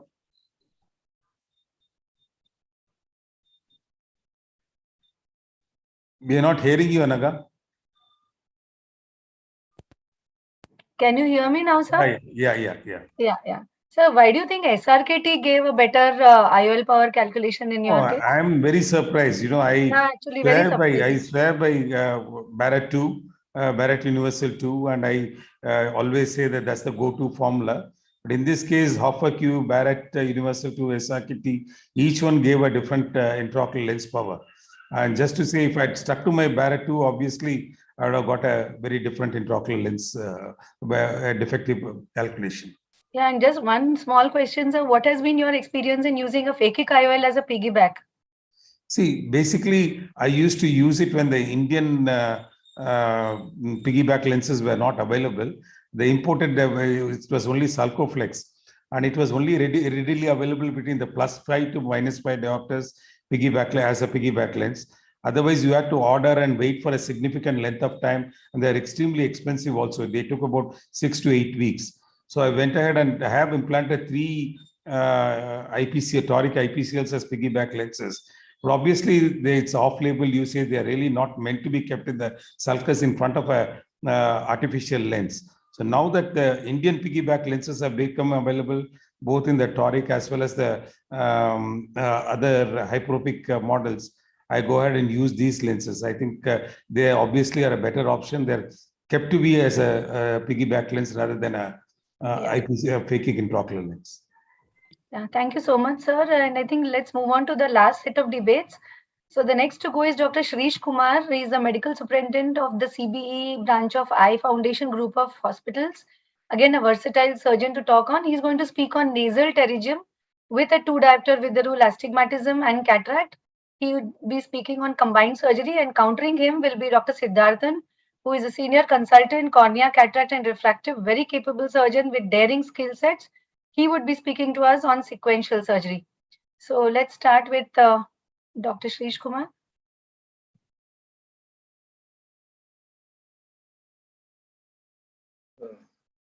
Good evening. At the outset, I would like to thank Dr. Chitra and Dr.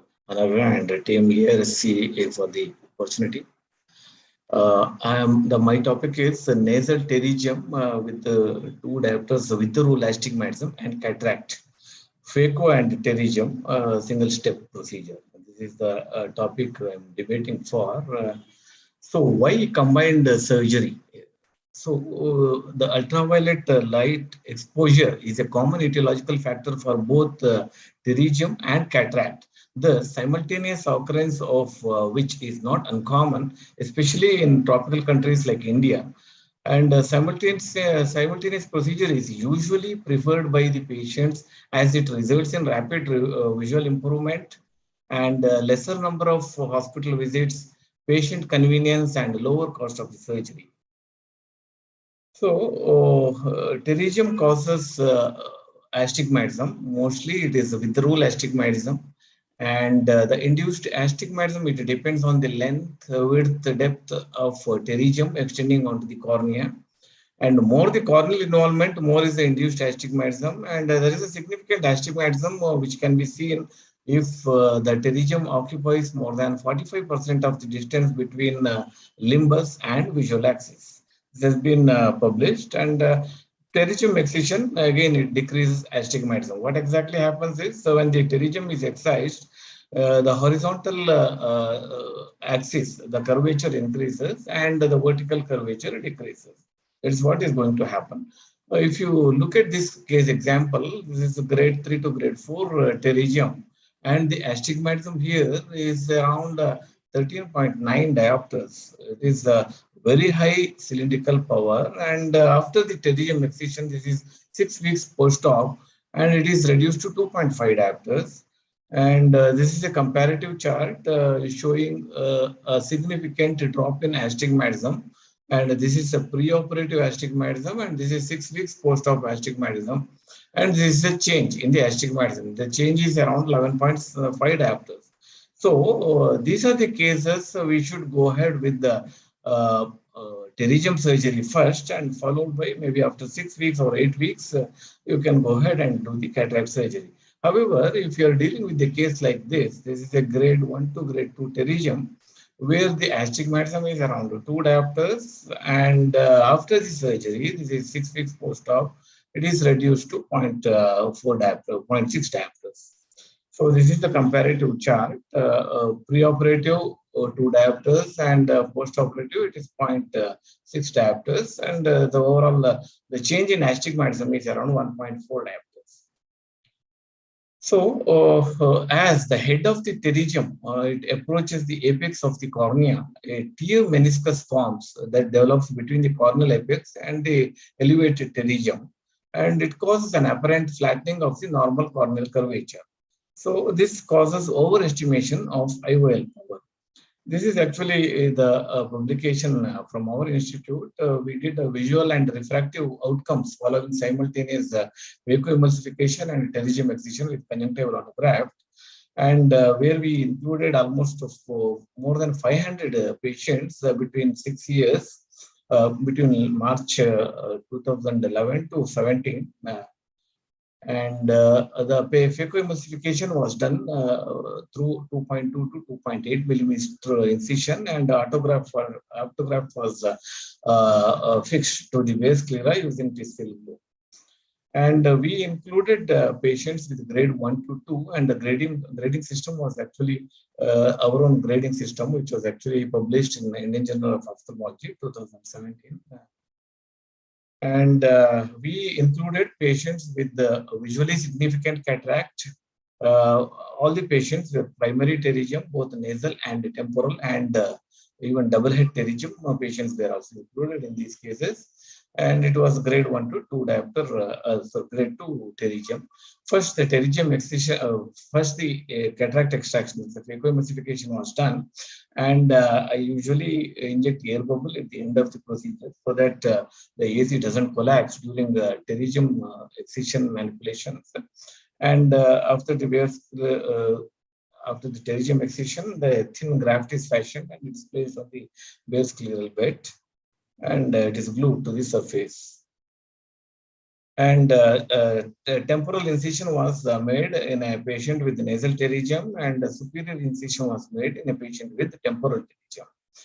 This is our analysis of preoperative and postoperative astigmatism. You see here the astigmatic data. We found that there was a significant drop in higher astigmatism, that is between 1.25 diopter to 2 diopters. The astigmatism it came down from 49% to almost 19%. And there is a significant increase in the low nil astigmatism group. That is from 9.5%, it is increased to 31.5%.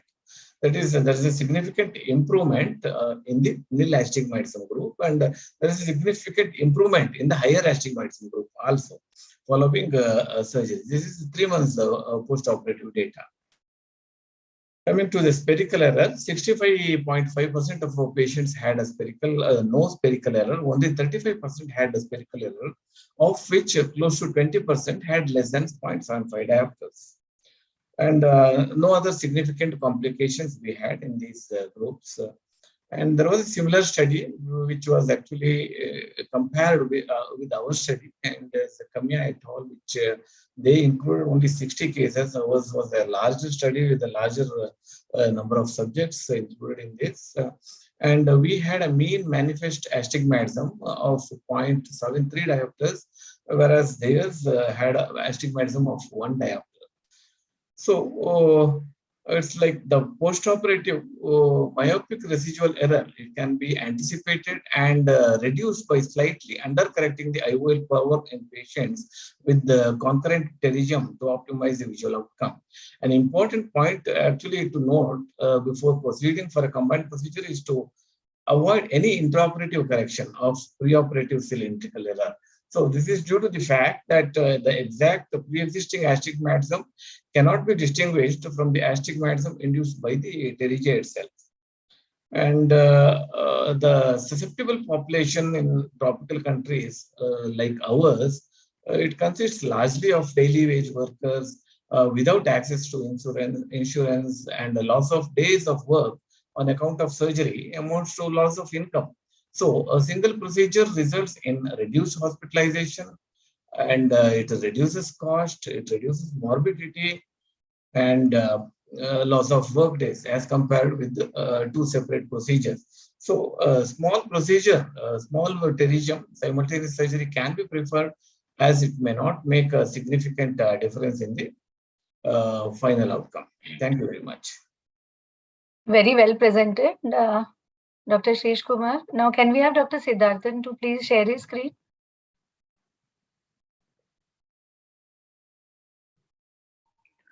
Yeah. Yeah.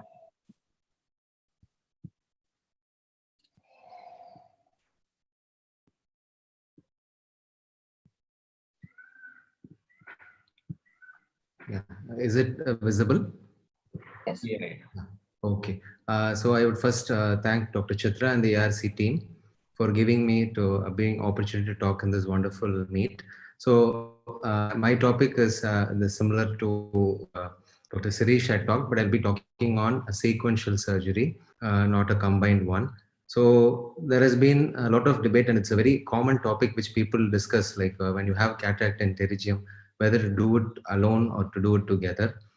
But I would like to say that there is no debate in this, because when cataract is no more just removing the cataract, it is more of a refractive surgery, and with 2 diopters of astigmatism, I feel that it's better to go for a sequential surgery. So I would just present 1 or 2 cases where you can understand the real scenario. So here, preoperatively, you can see that in an IOL master, you can actually in any optical biometry, you're seeing 2 diopters of astigmatism. But in an AR, with the same patient with a K reading, an AR shows around 2.753. And if you want to do a pentacam, I want to do a pentacam, you can see here it is showing 8.4. And you do a wavefront analysis of Zernix, you see that the cornea is so irregular. So at this juncture, which K reading you will believe, an AR or a pentacam, or you will go ahead with a optical biometer? So why all this confusion? Suppose this patient, same patient, I took him for the pterygium. On the next day, his cylindrical power is about 0.9. His astigmatism in the pentacam has come to 1.3, and you can see that the cornea is relatively better. And another patient similarly, preoperatively having around 2.19 in an optical biometer, again a variation in this thing, and a K reading in the AR, and immediate post-operative, you can see that immediately it comes. So this is 1 day post-op. Within a day, it comes down by a cylinder, and you can see from 2.7, it has come to 0.4 in day 1. And even the corneal analysis, you see that wavefront, it's much more smoother. And this is about a month, a case preoperatively 1.83, and immediately after a month, it becomes 0.39. You can see that how the corneal curvature is more smooth, and it's come down from 2.9 to 0.3. And you can see the wavefront map is much better here. So my question is like, why should we, when we go for a combined surgery, when so much changes happens in the cornea? So I would like to quote 3 recently this year published papers where one did a comparison of intraocular lens calculation, simultaneous and sequential, and they very clearly said that there is the unpredictability of errors which happens post-operatively. They recommend a sequential surgery in cases with concurrent pterygium and cataract. What they said is the IOL power was highly unpredictable when in a combined surgery compared to a sequential one. And the study showed there was a significant increase in the post-op K value in the combined group when compared to the sequential group. Also, the steepening of the cornea in the combined group had a very significant myopic shift. And also intraoperative visibility while operating the cataract for people who are in the early stage of Phaco, it was really difficult. They had to regularly wet it and put a viscoelastic to keep operating to have a better view. The other recent this year published article, Refractive Outcomes of Simultaneous Pterygium and Cataract with Fibrinous Glue, they very clearly said that it should be a feasible option only for elderly patients, especially when the size of pterygium is not large. Not large means it's like they actually measure around 2.5 to 3 millimeters, but they did not mention about the astigmatism. The other one which was published again this year was the outcomes of sequential surgery of pterygium with cataract. What they said is that most of them had a better outcome in a sequential surgery, and also they had a better visual outcome, corneal stability, higher prediction of IOL calculations. So as Dr. Sirish said, increased number of hospital visits and waiting period for cataract, I understand, but 1 or 2 visits extra, and then a waiting period of 2 to 3 weeks. Nowadays, as you say, within a day, the astigmatism comes down. Within 3 weeks to 4 weeks, you can definitely go ahead. So the more important things to which we overlook is once we do the pterygium, okay, there's a large epithelial defect. There is a raw area where you've taken the conjunctival graft in the superior quadrant, you put glue, and you're doing an intraocular surgery, you're placing an intraocular lens. And in case of any complication during cataract surgery, chance of infection is also higher. And with this surface scenario, you are going to give steroids. So I would feel that doing a sequential one would be better for the patient and also for us. And that too, I think all of us here, when we talk about premium IOLs and all these things, with technological advancements, expectation of the patient is very, very high. So I would always say that when you're doing premium surgeries, you're going for 2.2, 2.4 incisions. And 1 minute remaining. Yeah, and it has become more like a refractive surgery. So how can we ignore a 2 diopters of cylindrical power, and which machine will you believe the K reading to infer from? And in a sequential surgery, once you see that the astigmatism come down, you go for the direct whatever lens you want, like monofocal, multifocal, whatever you want. Otherwise, if it doesn't come down, you can do a toric. But in case of a combined, you don't have any choice of going for a toric or anything, and you cannot predict what will happen post-operatively. So because of this unpredictable nature of these changes, sequential surgery is preferred. I feel it should be preferred over combined in the event of concurrent cataract with pterygium of 2 diopters or more. So doing something right, I think combined surgery is right. I'm not against it. It is doing something right, but I always prefer to do something perfectly right. There's always a difference between doing right and perfectly right. So that's my argument. Thank you. Yeah, Very, very well said, Dr. Siddharthan. Can you please stop sharing? Yeah. Yeah, Dr. Ramurthy sir, your comments on this, because 2 diopter of astigmatism is really very significant in today's date, where we consider cataract to be a refractive surgery. One thing I wanted to ask you is, when we talk about pterygium causing astigmatism, it is not just the astigmatism lower order aberration, it is the higher order aberration that also gets induced into it.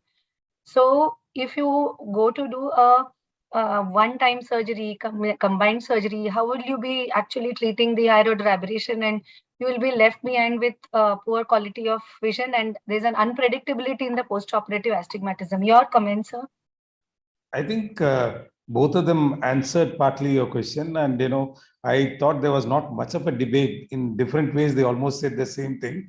Here, Shreesh, I know, has huge experience with pterygium. We jokingly call him the pterygiologist of the hospital. I'm sure that applies to Siddharthan also. So basically, whenever I think they said it all. If supposing it's a large pterygium encroaching onto the cornea, having a significant astigmatic impact, and especially if the other eye doesn't have a pterygium, and if there is a significant difference between the pterygium between the two eyes, and the patient is expecting a refractive outcome, maybe interest in a toric intraocular lens or a multifocal intraocular lens, then obviously you do the pterygium first and follow it up with a wait for a period of time for the eye to stabilize. Maybe a month later, though Siddharthan did show that even a couple of days, the astigmatism comes down, and then go ahead and do a cataract surgery. But as Shreesh mentioned, many of these patients are from a lower socioeconomic status, maybe because of coming to the hospital twice over, etc., is a problem. And especially if it's a small pterygium just at the libus, not having much of an astigmatic impact. And if it's comparable, the astigmatism in this eye is comparable to what is there in the other eye, which perhaps doesn't have a pterygium, I think going ahead and combining the two surgeries is not a bad idea, because it's also beneficial for the patient and the physician. So as I think both of them said nearly the same thing, because both of them said the right thing. So if it's a huge pterygium with astigmatic impact, divide into two sittings. If it's a small pterygium in the corner, not much astigmatic impact, patient is just expecting good results from his cataract results, not refractive outcome, go ahead and do a combined surgery. Yeah, absolutely. Dr. Siddharthan, what would be the ideal time interval between the two surgeries? So I prefer to do between 3 weeks to 4 weeks. Usually they become, as I showed, within a day or two, they become all right. By 3 weeks, 4 weeks, they usually stabilize. Yeah, usually at our center, what we do is at around 3 to 4 weeks, we first do a biometry and then repeat it after a week to see whether it is stable or not. So that at least you are sure that there is no continuous change in the keratometric readings. Is many times you see that there is a remnant or an opacity that is left behind after pterygium surgery. So how would you manage that? How would you counsel the patient? Because many times cosmetically that also gives them a little bit of anxiety. So for cosmesis, we cannot do anything, because once the Bowman's is breached, I think scar is inevitable. So we cannot do anything about it. But patients with residual cylinder, we can definitely go for toric, because toric is definitely better. So rather for the scar, we can't do anything. But if there is a residual error, we can always go for a toric in these cases. Can reduce the amount of scarring by carefully detaching the head from the cornea. Carefully, if you avoid, so the irregular scarring can be avoided. Or you can even use diamond bar to smoothen that area. But of course, totally you can't avoid scarring. Any other comments, Dr. Virendra sir? Dr. Ravindra sir? I feel doing sequential is better, because in combined, it cannot be said that the patient doesn't want refractive result. Patient wants refractive result, and nobody even expects to be a refractive result. So it is not the matter that you can ask him or not. So I think doing sequential is better in my view. And 3-4 weeks is the usual time we wait, and then only we plan. Perfect. So I think now anybody else for the last comments? Or we can do a concluding remarks. We wish Dr. Chitra is also here for her concluding remarks. It is her comments and her message that I would like to read across. Thank you so much, dear expert panel and all the speakers for the great, wonderful inputs and the transfer of knowledge that we have got in this today's webinar. Most valuable inputs by our expert panel. Thank you to Dr. Satyajit also. Thank you, Dr. Chitra ma'am. And thank you to Mr. Kripal and our AIOS team for the constant support. Also, Mr. Sai and Manjula from Numerotech to Endowed for their constant support. Dr. Sethi and his strong team. Deep felt thanks to all the attendees, and we really hope and believe that this webinar has really brought out a lot of knowledge for all of us. Thank you so much, everyone, for spending your valuable time on a Sunday afternoon. Thank you so much.